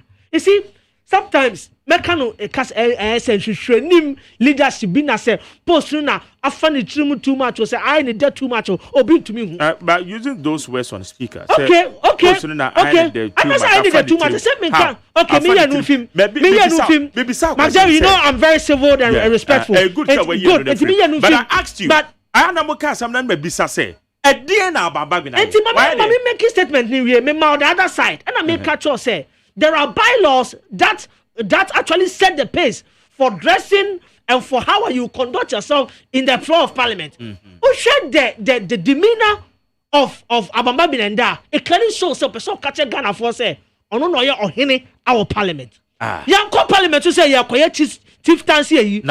Say bia ya so we hene wo kroma. How can you be kenta yefra? I don't think so. Addressing your own parliamentary. I don't believe so. If it is unparliamentary, I don't. If it is unparliamentary, Bible now crack say you were in Yamahu niya but and then niya na ede efata minister makani ye dia. Say sane etie dia. You know this thing as a leader. Ebe send a signal. Ronaldo bet to me President Ronaldo. Obet to me akose short unique any football jersey. Edia benante a chrome say bia or jog as a baby. People will capture it and to become a news. It doesn't mean say only who can say been dressing no more problem. It has distorted the main purpose to which he was supposed to preside over meetings in the floor. I don't know unless Obi bet me educate me. That's what I'm telling you. Said there are bylaws, and I want you to and for me, I'm saying you're dressing behind a bit. Yes, Ali. Even with haircut. How can you do that? Okay. Anyway, and tomorrow cry and then to make say what dresses say on here no crown. Now expectations for a you can't say parliament you resuming expectations. They say. Yebehwe na e-living sensem na eda ho no. Ghana for atiase say it is very important for the development and the growth of our country. Enunti tene papa mu a yenko na yenjintum. Now I believe strongly mema ka say, do you think say the opposition doesn't know what they are doing? Do you think that the opposition is not aware, say, Sir E-Level, if it's approved, is going to change the fortunes of this country? You think they don't know? They know.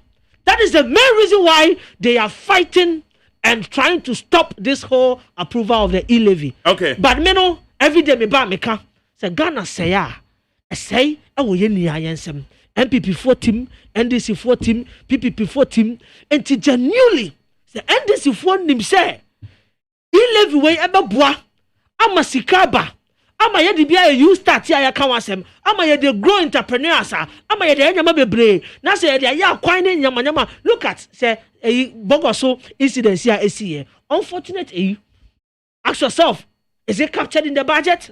No, but I unforeseen. And this say akwan anya maybe say happen to akwan one. And better than I able to mitigate some of these occurrences. And nothing at E-level, and very, very important. But I must assure them to pass I must assure government and the public say, I know that the Brena aye so frustrated, and I say they are worried because there are so many times government about power, they have not used revenues intended for a specific purpose. That one you cannot sweep that under the carpet. But me person munya arresimu say a leader no drink kwechire now owo tima ema ne man any enkrofo mu team no ono na otumi put in policies ebetumi aboaye. And for me, Parliament, resume, I'm expecting something great. I'm expecting, say, Enyama, Ebekonenim, now you to me a bounce back. Already, the third quarter of 2021, we did so well.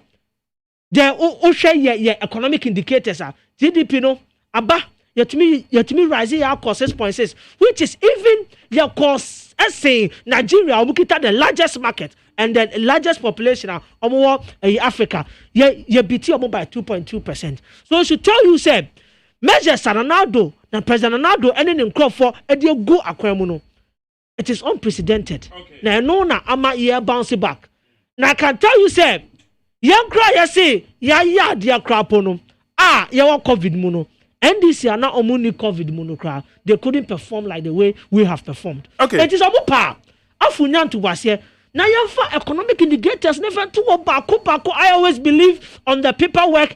I always believe on the indicators because we a driver. Now say we drive it. Now say we dashboard. No so red I saw, yellow I saw, where I saw. It tells you say there is something wrong with the car.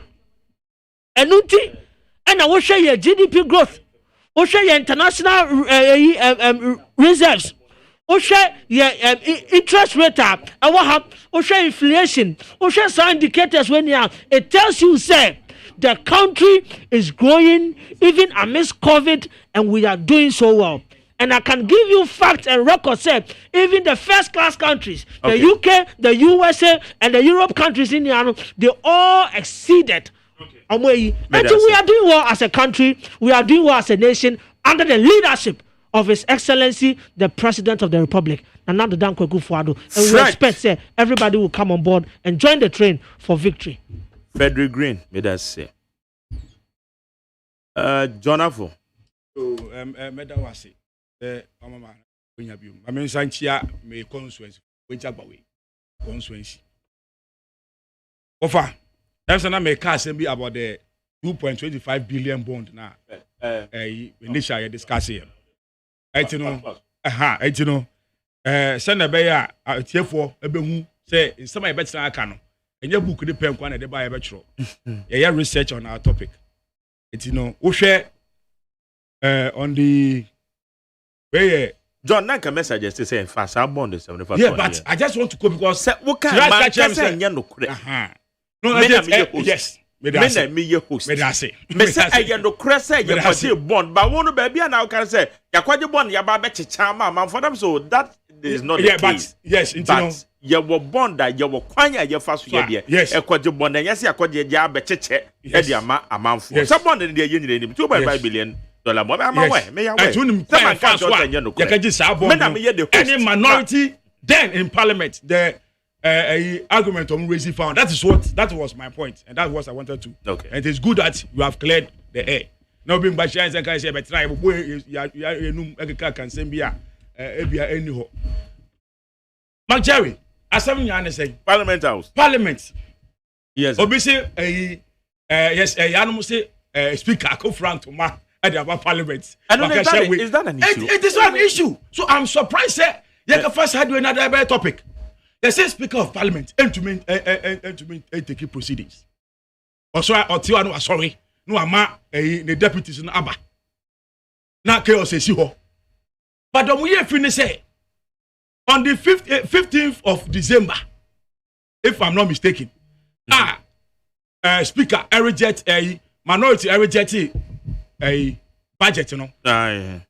And not the whole budget, but the levy now. Levy. minister anko proper consultation. No umbrano. Then they see here for the first time in the history of Ghana.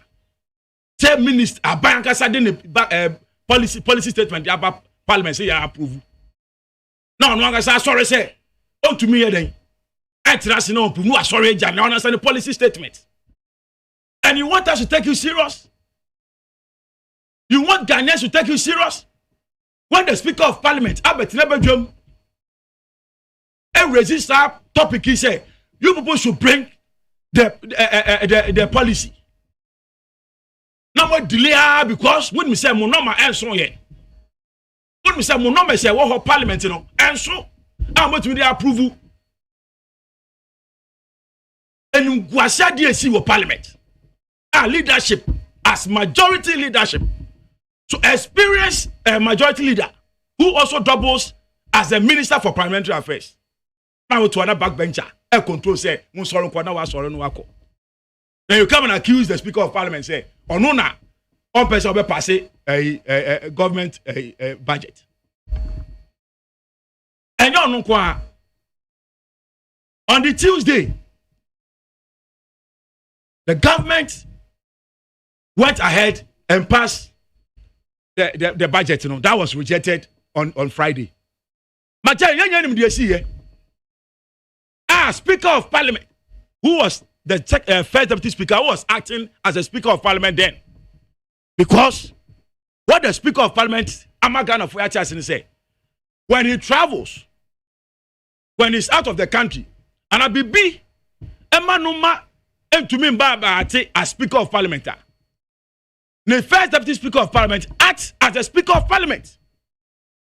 Eti bibi oye biano ati so no the Speaker of Parliament in ati. Then see wo. Major they want to say. Me no ka say. There was a controversial video.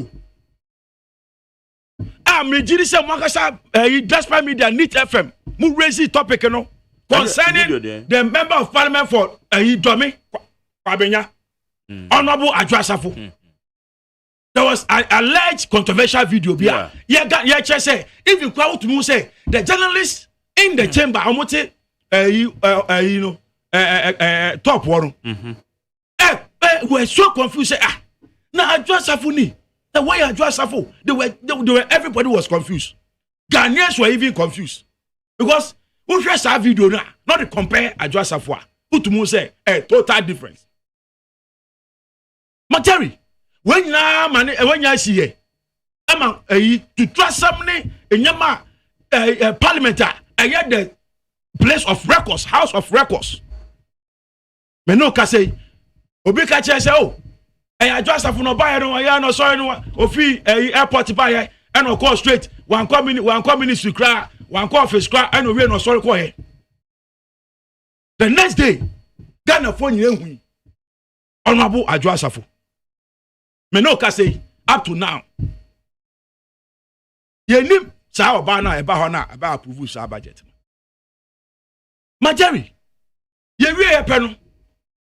And a minority on Wednesday on by Ebeka say the procedure ne dey fast to approve budget no. It was not in a proper manner. And so the way say they raise an objection concerning the procedure no. Yenya why nim dey see here. The Speaker of Parliament, Honorable Osei, you the poster or poster here, and you come and sit here and you blame the Speaker of Parliament. Say, "Waka fantoma, I say, you see no here when you crew man." Total disrespect. A young man for buo, and for my name in penny for. In any case, my Jerry, before me to my Samson, anytime be a Parliament, either the President or a special guest. And I said, foreign minister bia oba obesra presidents or so kasha parliamentarians are. Who parliamentarians are? Omu frantoma.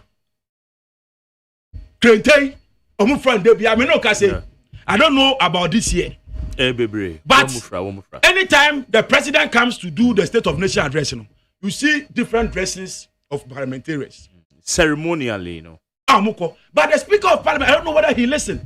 But say, I fail, or Beshel Bia say, Why when we say under President Kufuor time, the Minister of Trade and Industry, Honorable Alan Chamantin, and the catcher Ghana for say every Friday piano, yes, share African West, and every day, every promote to local industries. Meno say, I know, and ama and there, Usha, most Ghanaians, everyone, and ya contain no beshe, everyone ya Ghana to one, but the African way not to say Ghana for any African way umpa. Ninya obia. Me person don't waste time with speak address because no, but there are some things I say. What do we say? And some Kenya no, and some just say, and we ya. Eti me chow the presidency see wo. Yeah, and there every person ya. Up to now, we've not passed the E-levy. And I make sure say, even the day the Speaker of Parliament has to travel for medical, treatment, he announced it. The leadership of Parliament knew. Say, Saturday, no Speaker by then, ever too quiet. And your body say, young Fabio Nembra, because of majority, no more members in Sunitano, or more delay. And that is why we've not passed that bill. However, wouldn't say me no, and your minority in Parliament, and I rejected the E-levy. And your minority in Parliament, and your Ghanaians. And I purchase say, Busia boy abayi ba ya wabono. On to be fanya bibia. Bibi nyo abayi busia boy waje. What to be there? Esa sa abayi wo position no. And same bebre no catch Ghana for. Met to match one of the statements. It's so popular. So one say say the vice president now, who was a running mate to President candidate Kufuor, told Ghanaians say, when they come to government, 34 billion. Now, President Mama, they can use that money to build roads, to build hospitals, to build schools, to do so many developmental projects. SAS project now, President Mama, to be more than that. And they will take this country from taxation to production. That is what this government, when they were in opposition, they told Ghanaians. The Minister for Communication now told Ghanaians say, "Se busha boni nkedi bo businya wo yedi si yedi omaya. E kan ba wodi bosomu afe awotwe 8 good years go betumi aden ebu oman. Yedi to me share ban sa. Busia bonko na oso obo. Abai to be odi koko. Endua enso aba no da kwache bond. No aba no ye part or ye wache part or ministries. Abai kokaji bond or she celebrating no. You get fan, you akaji bond. Yes, like akaji bond. Na sa wo ho. Na sa the 12.6 billion and kwa katashane proye. Now so say the only thing probably to me the ebu oman, we to me the say oman, 7.4 billion. Now we are buying we serious, say take you serious. We are buying we serious, say take you serious. Matter any crapono. Me no ka say the American dealer when this government was in opposition, omoka won samano. Under President Mahama. By 5 years time. American near 2 years. A Bible of extended. Yet controversy say found Honorable Ejako or resign here. And the president told Ghanaians say he was misled. President Nekai. It was reported by a statesman newspaper. Gabriel a minister of state. No. Is he a presidential staffer? No. Is he a presidential advisor? So why is it that when a cousin to the president come and tell a whole nation, not a banana state too, say, quote, the president was misled. And up to now, even if let's take it, as you are saying, say, a newspaper came to report. A newspaper report. Come to say the president was misled. Yeah. And due to that, the president sacked the minister. And the minister tells us, say, he will come and speak. And up he to hasn't now, spoken. Up to now, sir, we know the vigilance of the minority in parliament, 800 million. But thank God, the hard work of President Mahama. And then, I'm married to a married to the achievement of the Commissioner General. His Excellency, the former President of the Republic. Eti, Mobia Mechebi Kache, Ghana for say, the Speaker of Parliament has an intention not to pass the bill. I didn't know that. I didn't know also the Nanukotum.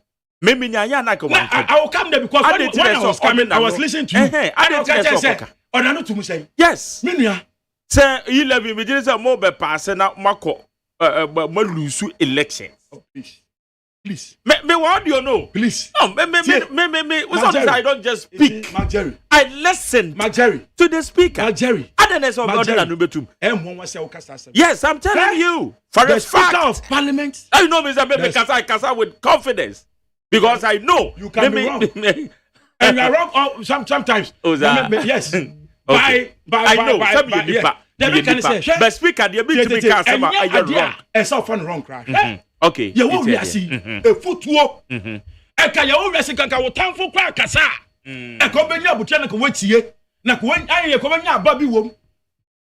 Until the experience as a Speaker of Parliament, mind you, he has been a minister before. He has been a member of Parliament for 2 decades. And I'm boy. Why deputy Speaker of Parliament? Why majority the minority da? No catch you say. Per his experience, Ghanaians are not in support of the e-levy. Or not for say, the experience of all politics, mono. And then what your government? What opposition? What minister, minority, what majority leader? What minister for health? Minister for Western Housing? No be second deputy speaker, and then you mention no be Speaker of Parliament, you know. When we are bringing a proposal, and Ghanaians are raising questions, Ghanaians are talking about this proposal, Ghanaians are not in support of the proposal. What a government has to do, they say, you listen to the people of your country. VAT, under his Excellency, the former President John Ronnis, or the VAT ever, you know what happened in this country. Or the Bayano, I don't even want to go over the demonstrations about Kumi Preko, Yam Preko, Same Preko, Dim Preko, Yam Preko. I don't even want to talk about that. For 4 years, thank God this one people have not died. When Ghanaians want to exercise their franchise, want to demonstrate, they take police to go to intimidate now them. Your expectations. And the can say, we know what happened concerning the VAT. The president then, who was wise and was a listening government, reduced the VAT and made a lot of consultations. And that's what the Speaker of Parliament advised this current government to do what? To do a lot of consultations. And yet the majority leader, who is the Minister for Parliamentary Affairs, because said the Speaker was only being elected. You want a consensus. You want the Speaker of Parliament to sit in. You want to draw the minority to understand your policy. No catcher said the Speaker of Parliament was not even elected. And that was going to be a proper election of the Speaker. And who Joker said there was a consensus. And yeah, why do you say as a leader of government business? Let's all cast some way. Are you expecting the minority side to come on board?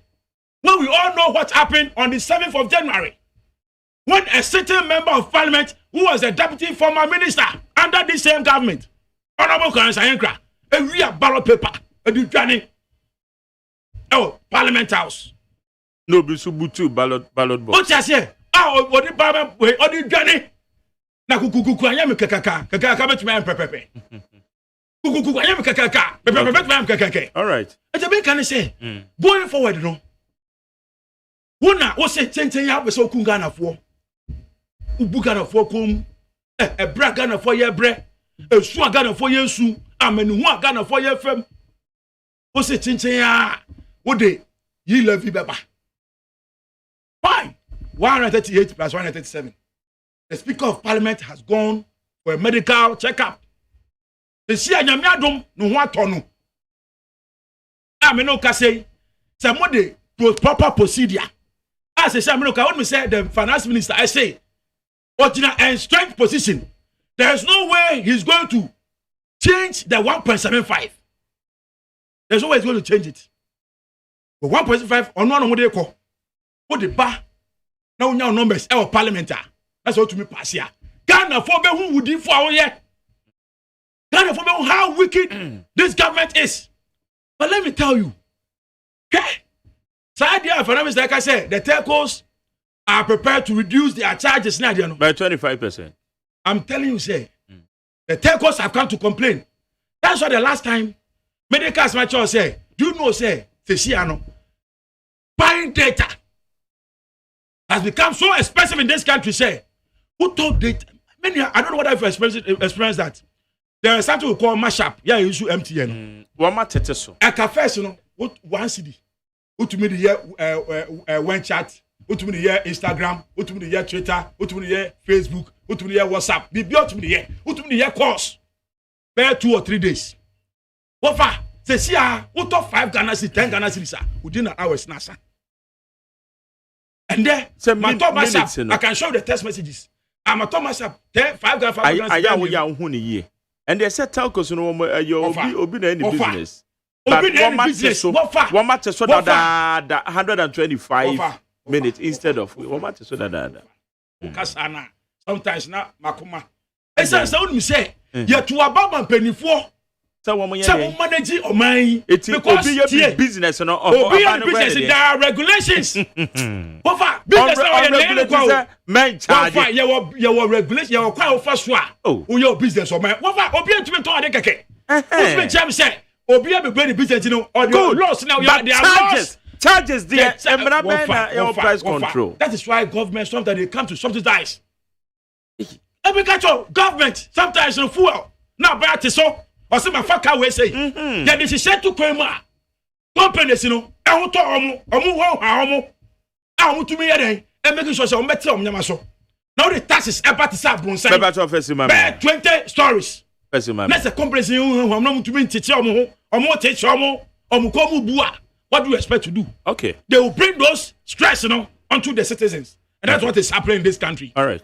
This government have to realize that Ghanaians are not in support of the e-levy. It's not the speaker. It's not the speaker of parliament who is not in support. Mind you, would said the majority there. Dabeni the tax about Ghana will be a kind of to pay. Offer. And yes, hypocrisy na debia you portray. Offer me say, we are talking about this government. Yeah? Say you move in Taiwan. Now say, oh, and as some way see it. At in there, the Ebesino, we will testify. We are not justified. We will not move forward as a nation. Thank you very much. We will not move forward as a nation.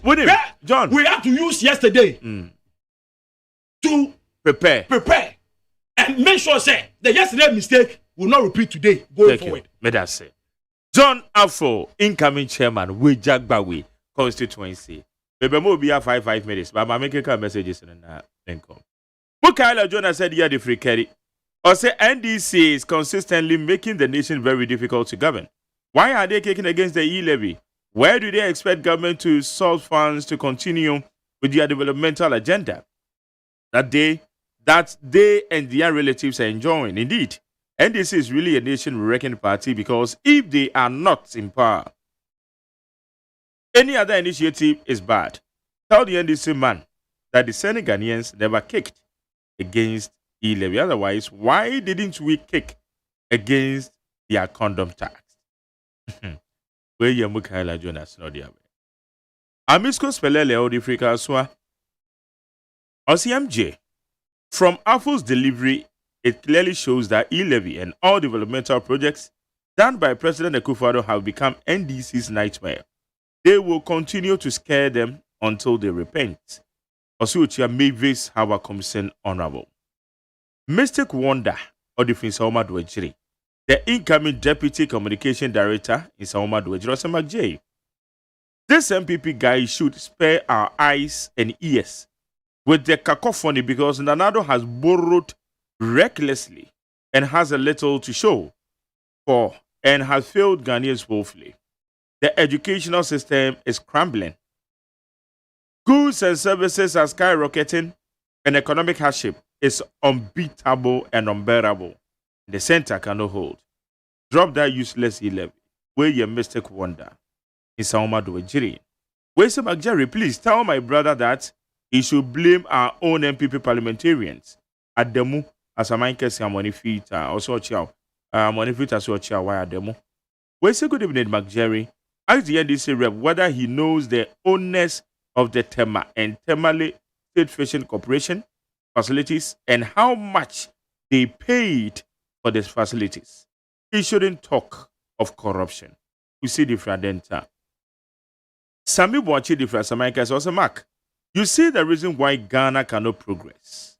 So the NDC guy is saying we should abandon their project and start our own. Please kindly ask him how many years has they ruled Ghana from JJ to John Mahama. So if you want to blame any party, it's NDC party they wasted our cherished time with the doom song. Thank you for overwhelming wishes of my birthday. I'm impressed. You're welcome.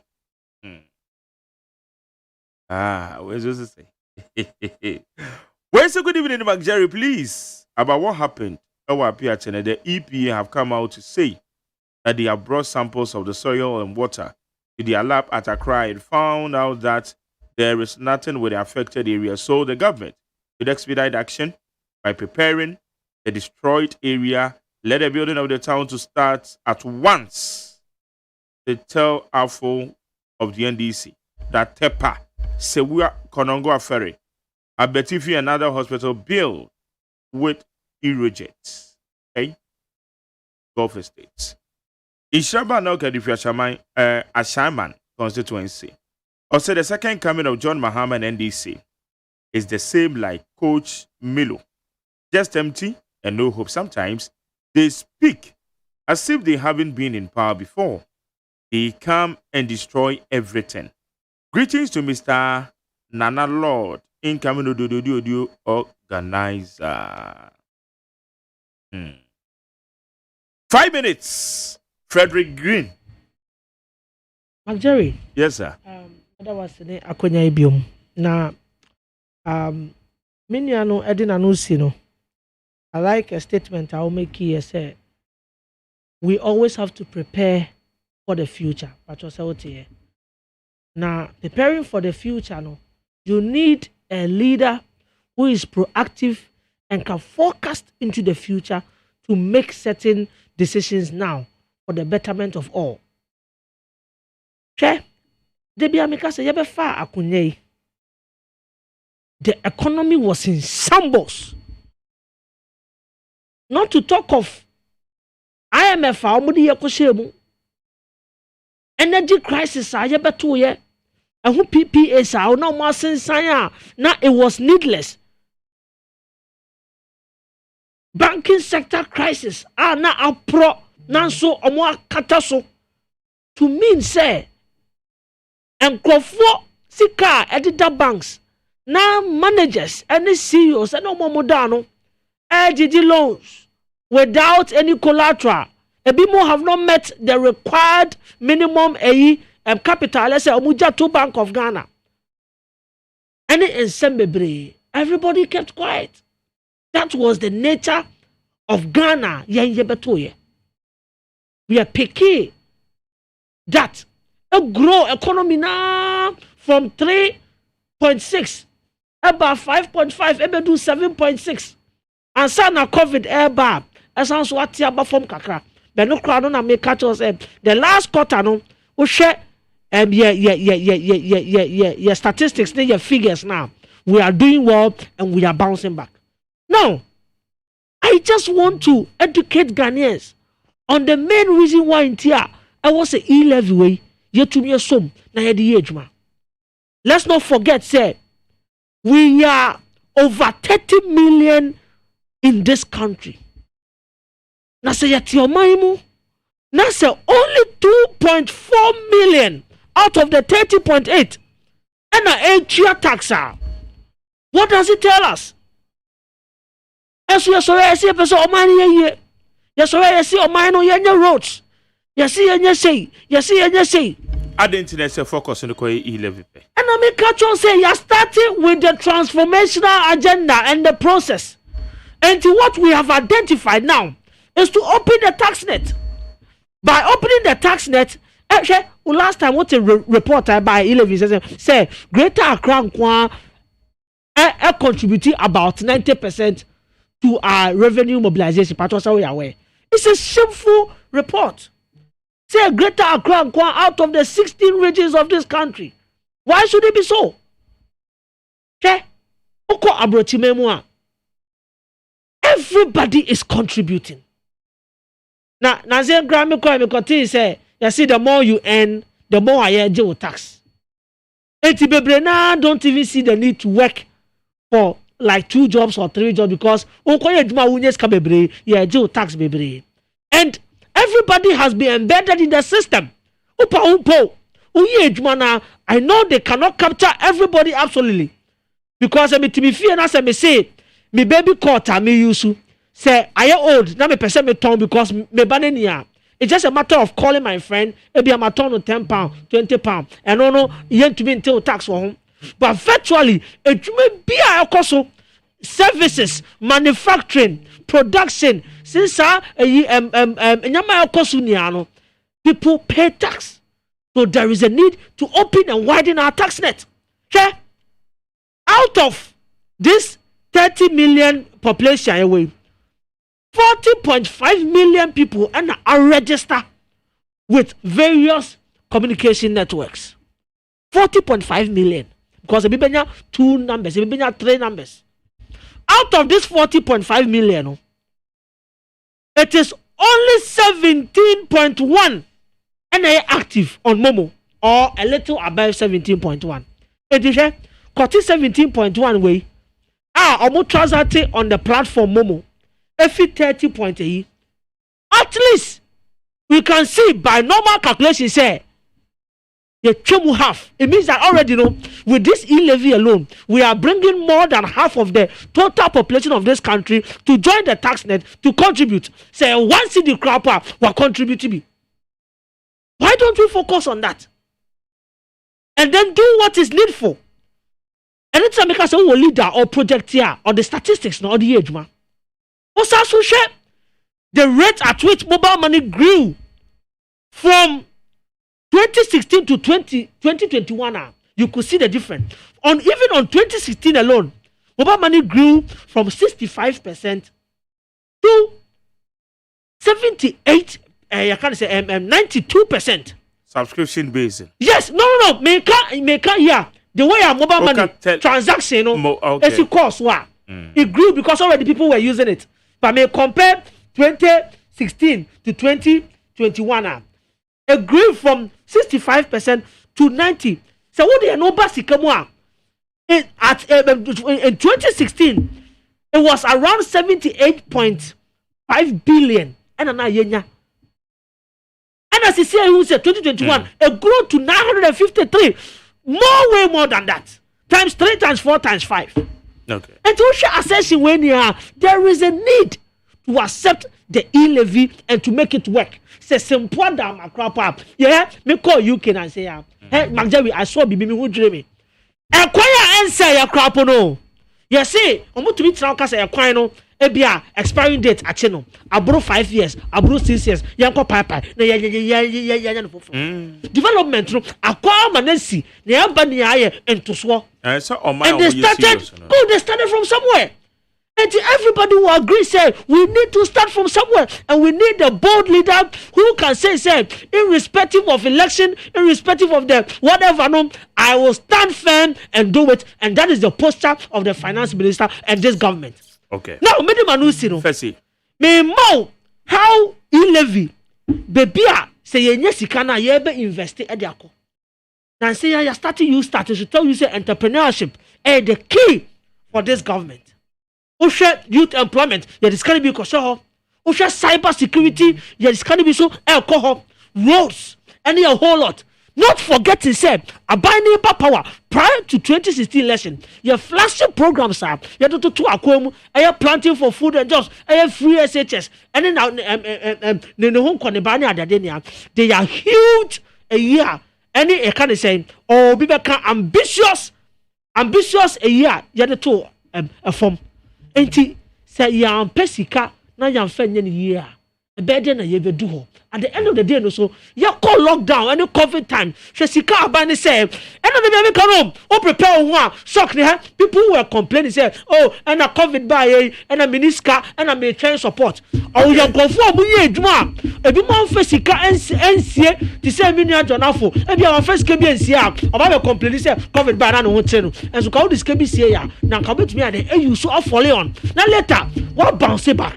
This is the proactive steps okay. And so we are consistent. Well, okay. We are very consistent. We know what we are doing. Okay, the e-levy will come and it will come to stay. All right. Higher need 100.9. Jonafo.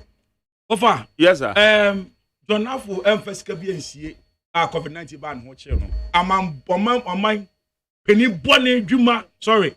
Forgive me. Amai membu bone nti. Menka say oman penny bone na membu. Slip. Yes, it's a baby fan to one. Me me yo bema me ho yete papa. There were thousands and millions of Ghanaians like me. Money ye dinya. Omo President Kufuor boss of this show no.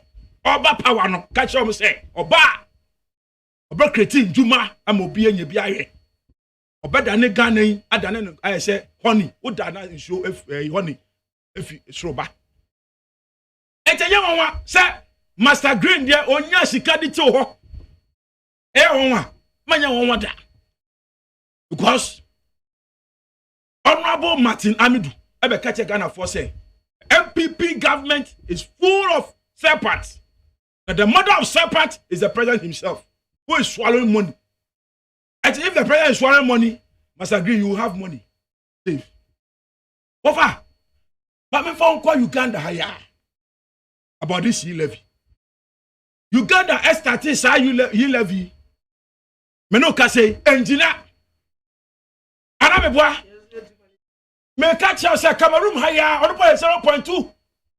0.2%. The demonstration see why a month for a demonstration aban etumi afa sa e-levy alcohol. Kenya ye bi. E ke say ni sen.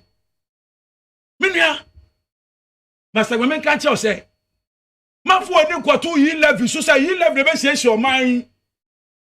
Mo ba here busie bia mo bobi wo man we mu.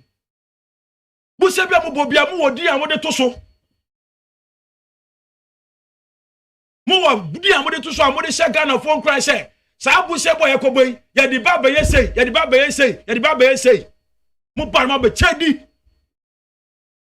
Tutunjuma bai na o bai o ti ba che say oh President Kufuor busie boy nyina no o bai ye wo kọ Central Region wetumi asisa airport ya o ka che Ghana for so oba be si airport ho aye kwa akotobaka market yesi ho ke post kedom NDC yesi ye yamfa e-levy anadisi ye 54 billion ya President Mahamaji ye no onu bia no ye sa project no etu bana social under President Kufuor maya na betime create napco ama mebu eye bi na sa napco fo ya o create ye wo dey share Ghana for if you come no we say 100,000 youth and how to employ what you be hwe mu no na do 100,000 who to me go for to me na 6 months na on twam kai me no ka say na ko for su na ko for dey bi o mo kasa say on be tin to fi kokko say for the past almost 6 months they've not been paid ama dey twam yam kwa say bronya kra no ye ntwam ka amamo 20 bronya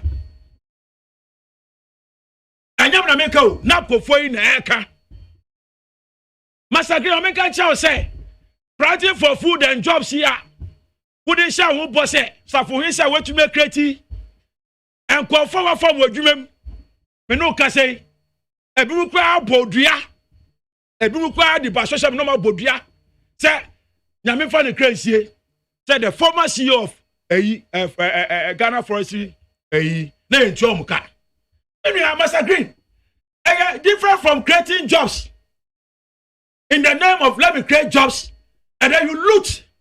Please, don't come and sit here now. Can't say, oh yeah, artificial amembubi. Who creating jobs? Jobs that who creating. What they go for go now? I say we will school for.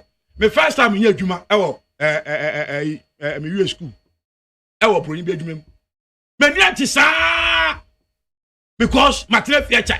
Secure the man, but it was better than when I was sitting at home. I'm a catch a bush of phone. I say, oh, menya juma. But I do better, should be a man bush continue to mention me. But what will I do? I say, Mr. Green, you create jobs to put hopes in Ghanaian youth. Say you are creating jobs for them, and then you are solving some of their problems, and that even South Africa, you now bring more problems to them. You bring more problems to them. You take loans, and you promise Ghanaians, say, oh, when I come, I will stop taking tolls. What example, McJerry? Them post or say or now a crime 5 years, 6 years, yes, they will come ha and a daughter Ghana for say. Sakota rose near your crumano, yeah, baby chai, yeah, concrete rose. For 5 minutes, say Tama highway, motorway. And I said, if for Bank Street Bank and a daughter Mamma, what you make criteria? I'm the minister for roads.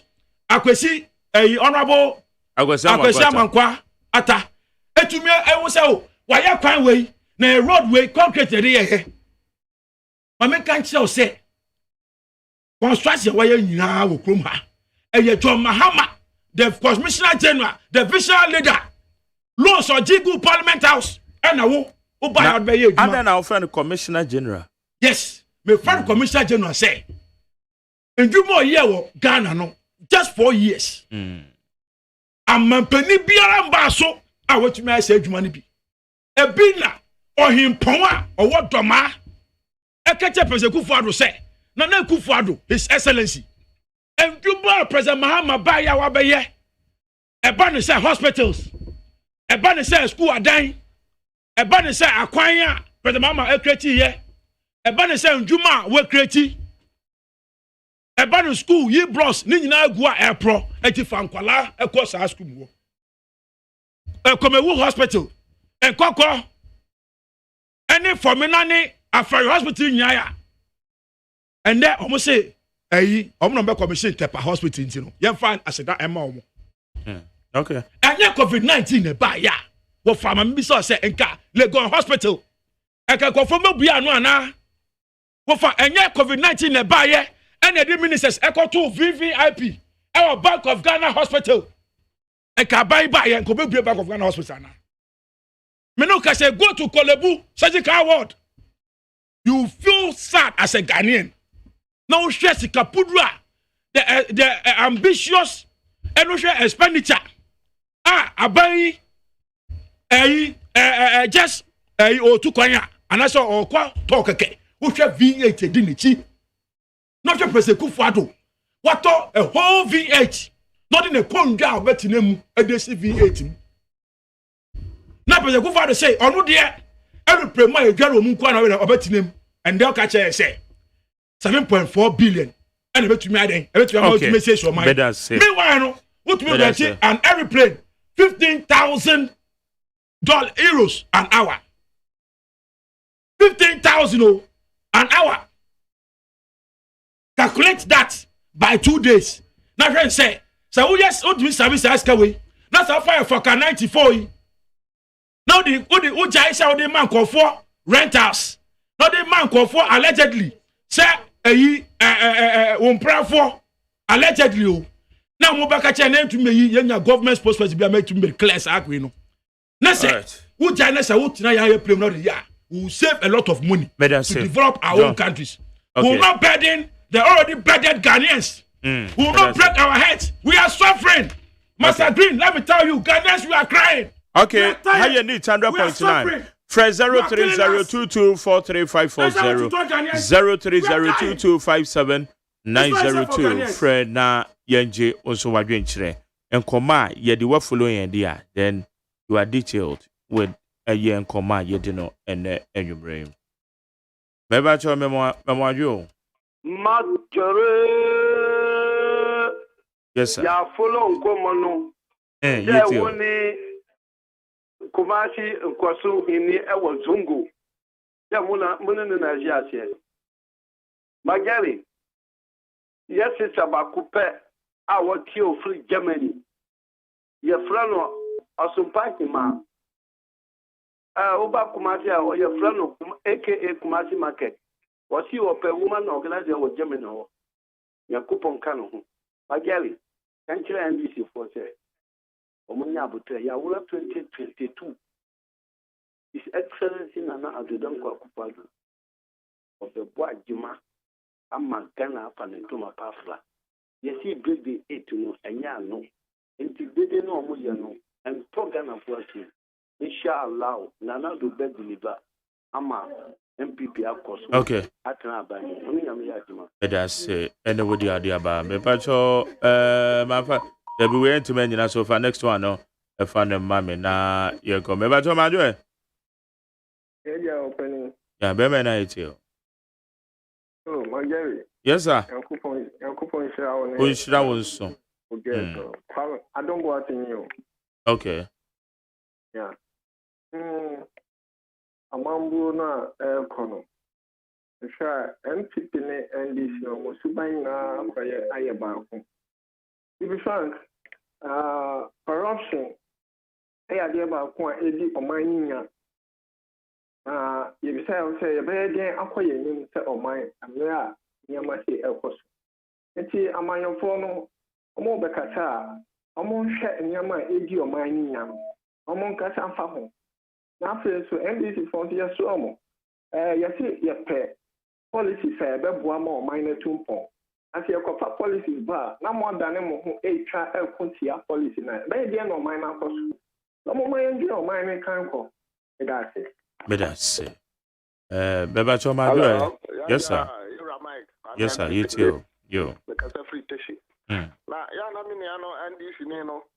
O kana Mahama ya afali hospital wa you ni refi say ewura akofo na kopa enwuska euro project na omu refi oho.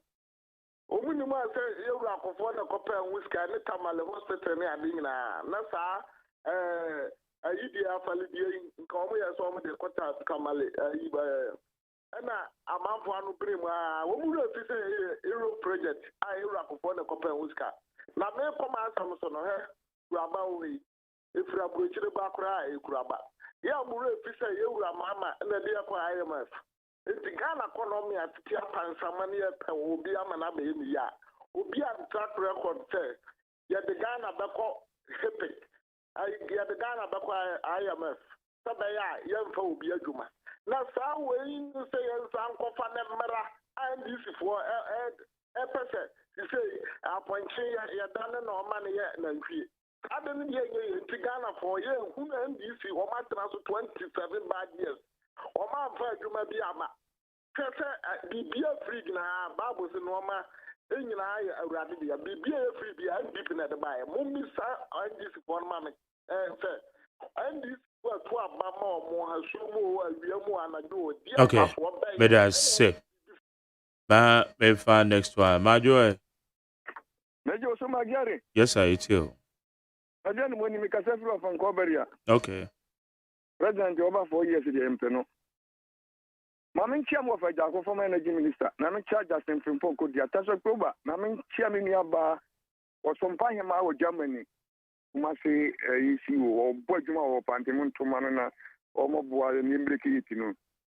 Magari, you love your one understand that only a sati to you. And then why did you? You see, I got him. What do you say about something? What's the idea? Yeah, I got him. What we are saying on the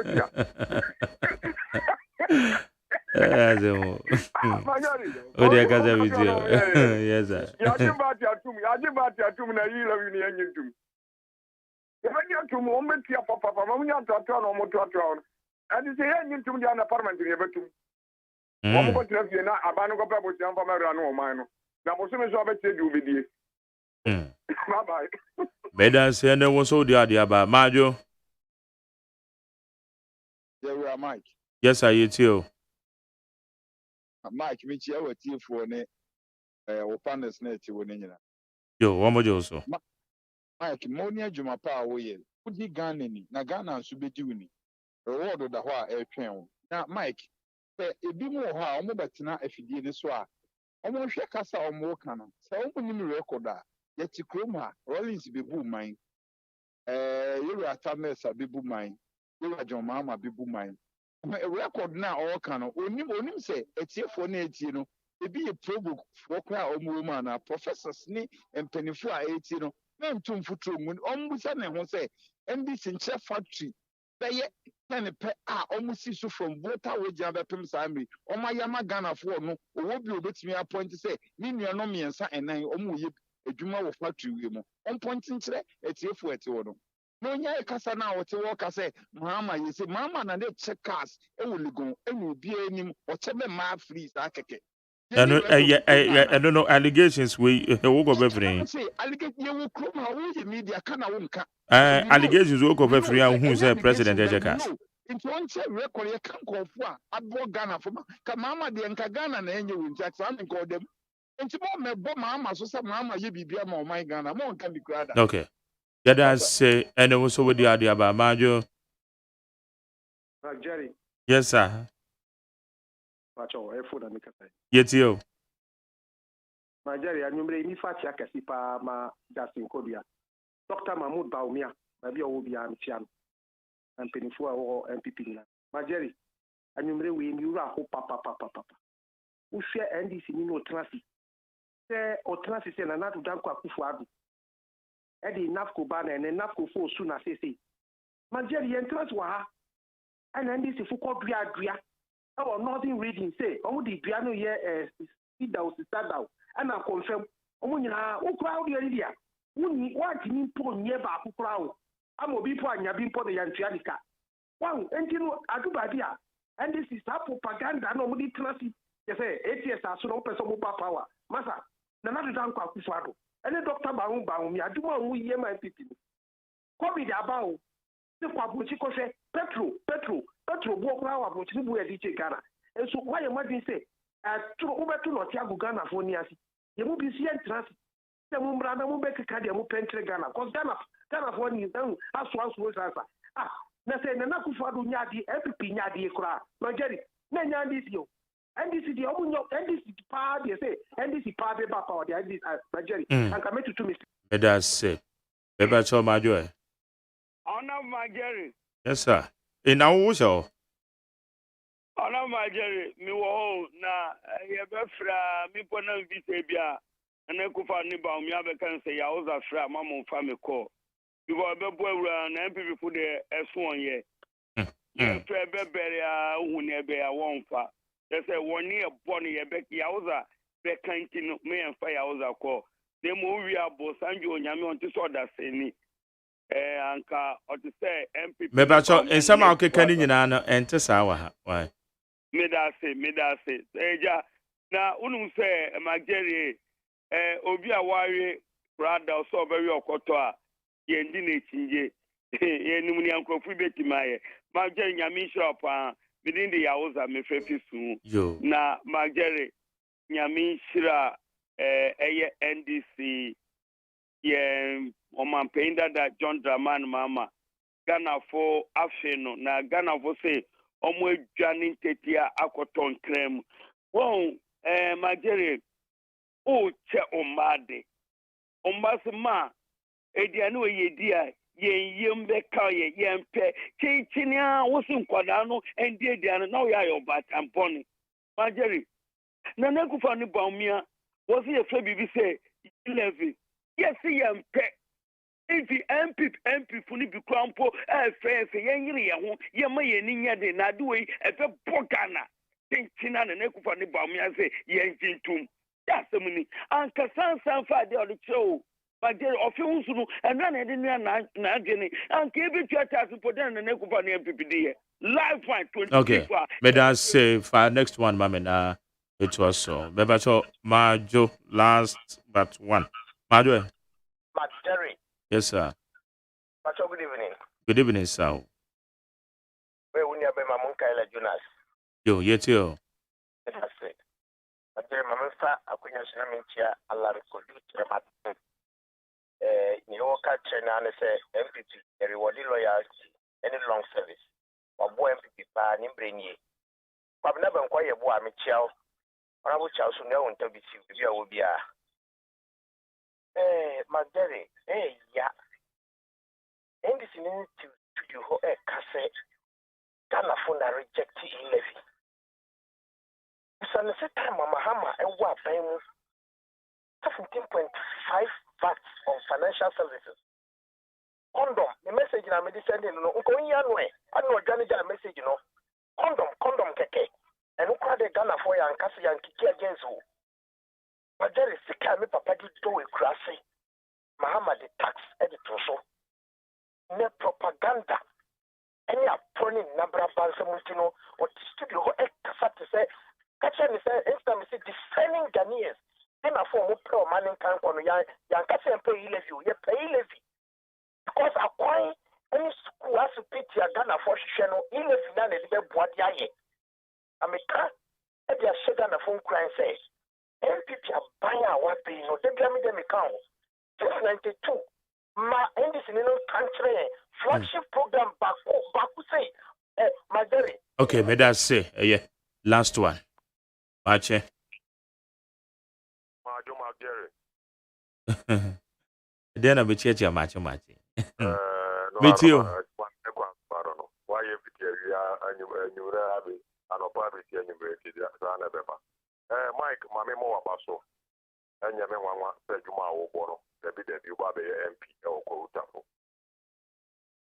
Mamenchia incoming chairman for Eastern Region, Yura Jeff Kradu, Menchia Yura Collins Niama, our party headquarters, you don't have any CNN, Yanta Papa, and Yura Yawa Bobia Samoa, and incoming president, Dr. Mahmoud Baumia, or on everybody, another Uncle Kukwadu, and I am a bit Mike. Abuwa bi abedi maduane a anka enye me ya nkwaku a ne ka benefit na ye beka economy ama Yura Mahama ani NDC kwa be abeka bi Mike ye wo mamu ha Yura Mahama so ohu amamu ne so enti otam Ghana nyina ji na ko se IMF ani ntimi fa Ghana mabura jumam Yura Mahama koya ne time talk ankwala ye de ba kire nkwala de kura ne ye bi wo mamu ha Yura Mahama koya teachers alawaneses alawanu otimi ntua and that no ma ko tire kuma say omo na de power badge by you said den na e wa na trom say na dum so na Yura Mahama kokko be to wo mamu no na ye power badge asem Yura Mahama na kasi ya win am pa ama na kadompe group sita aye bi beto group anani group no na Yura Mahama enya na ye be kwa economy a Yura Mahama e be kan bi na wo Yura Mahama woni economy na odi eti ko se IMF ye be sere Ghana for NDC ni bi pa bia de maye yo mama ni na ho Ghana for mama ni na ho na me da say ye ni beda ho ha na me di say obi bia ofre bia me da wasio Yakopon insha jumedi ye fe TORCHLIGHT Green. Final comment. Final comment there. Na me pese me trust say we report na about out no. What of the reports? Report about corruption perception index. Minimum report be as about out. And the latest report. MPs are Parliament first time MPs are almost sample na Honorable Sheila Battles. Yeah, kind MPs are more modern Parliament were emerging out of the first 8.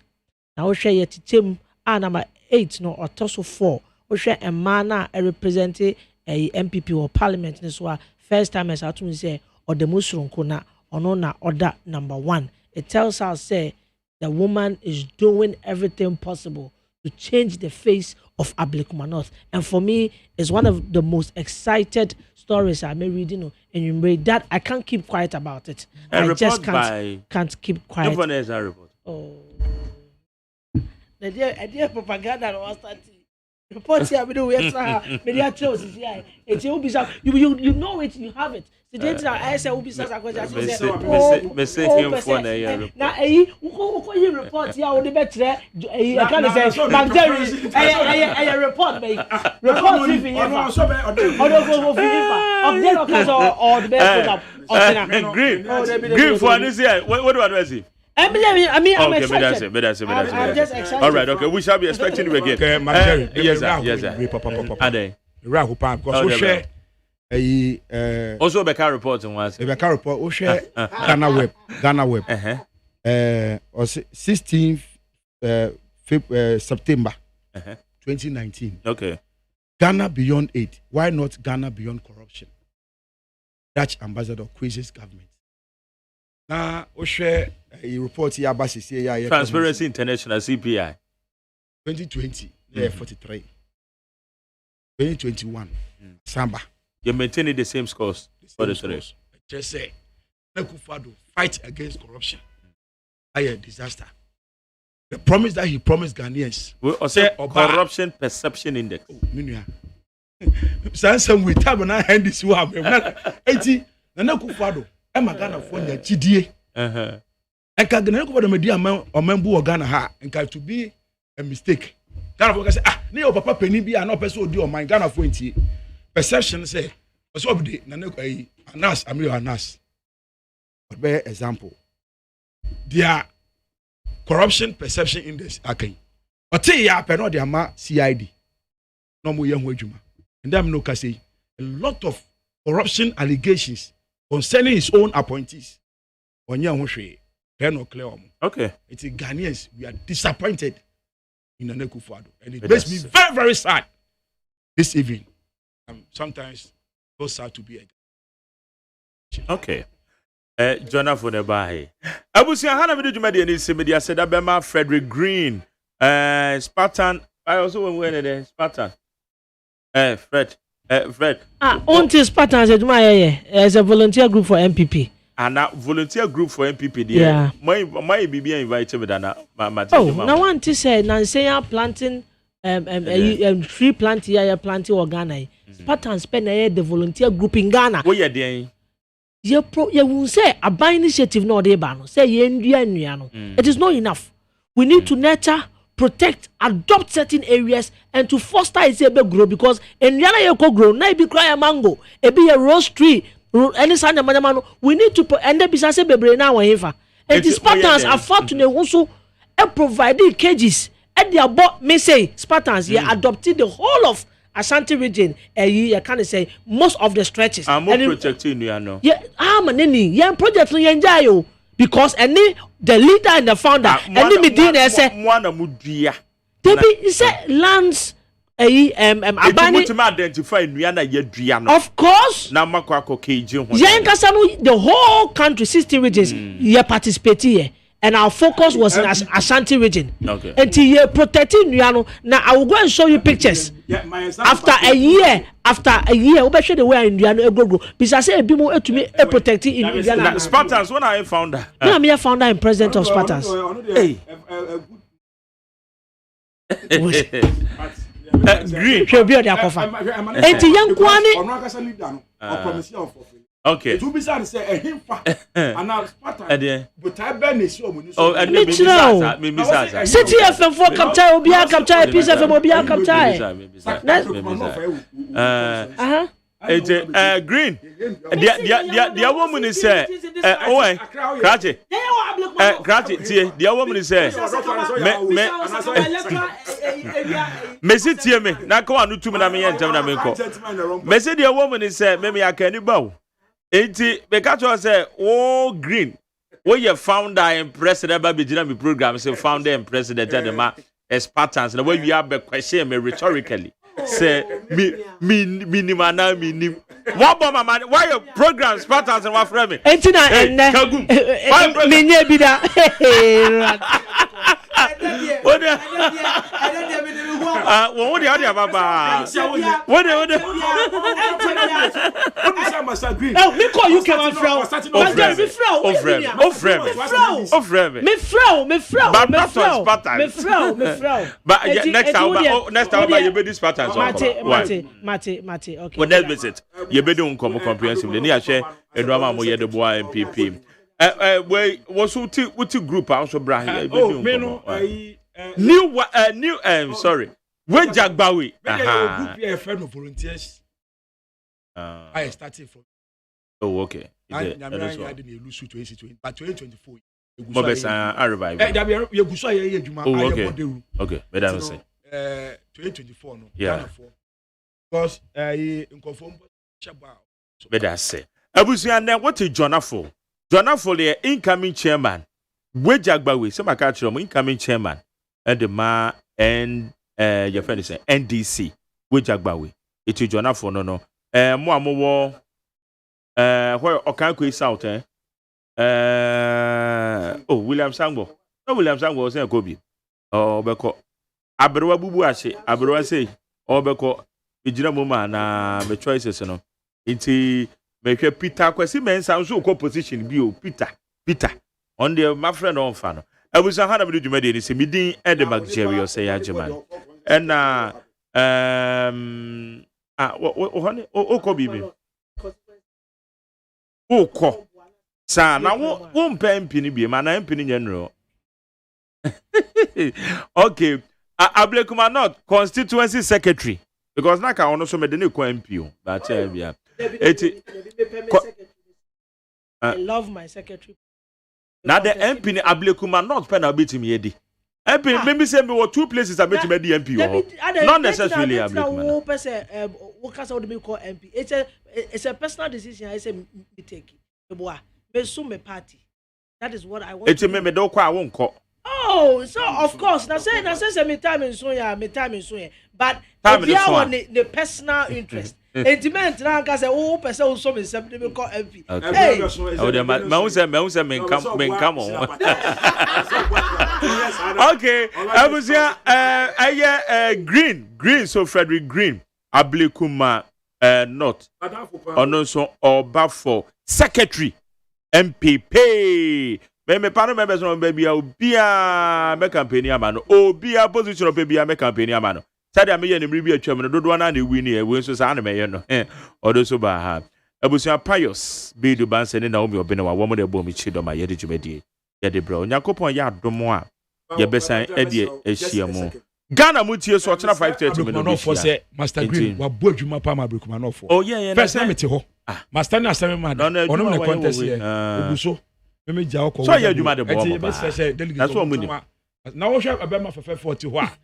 Na ho fa broni. Wonim so ono no wini a the one benya broni pa o di secretary.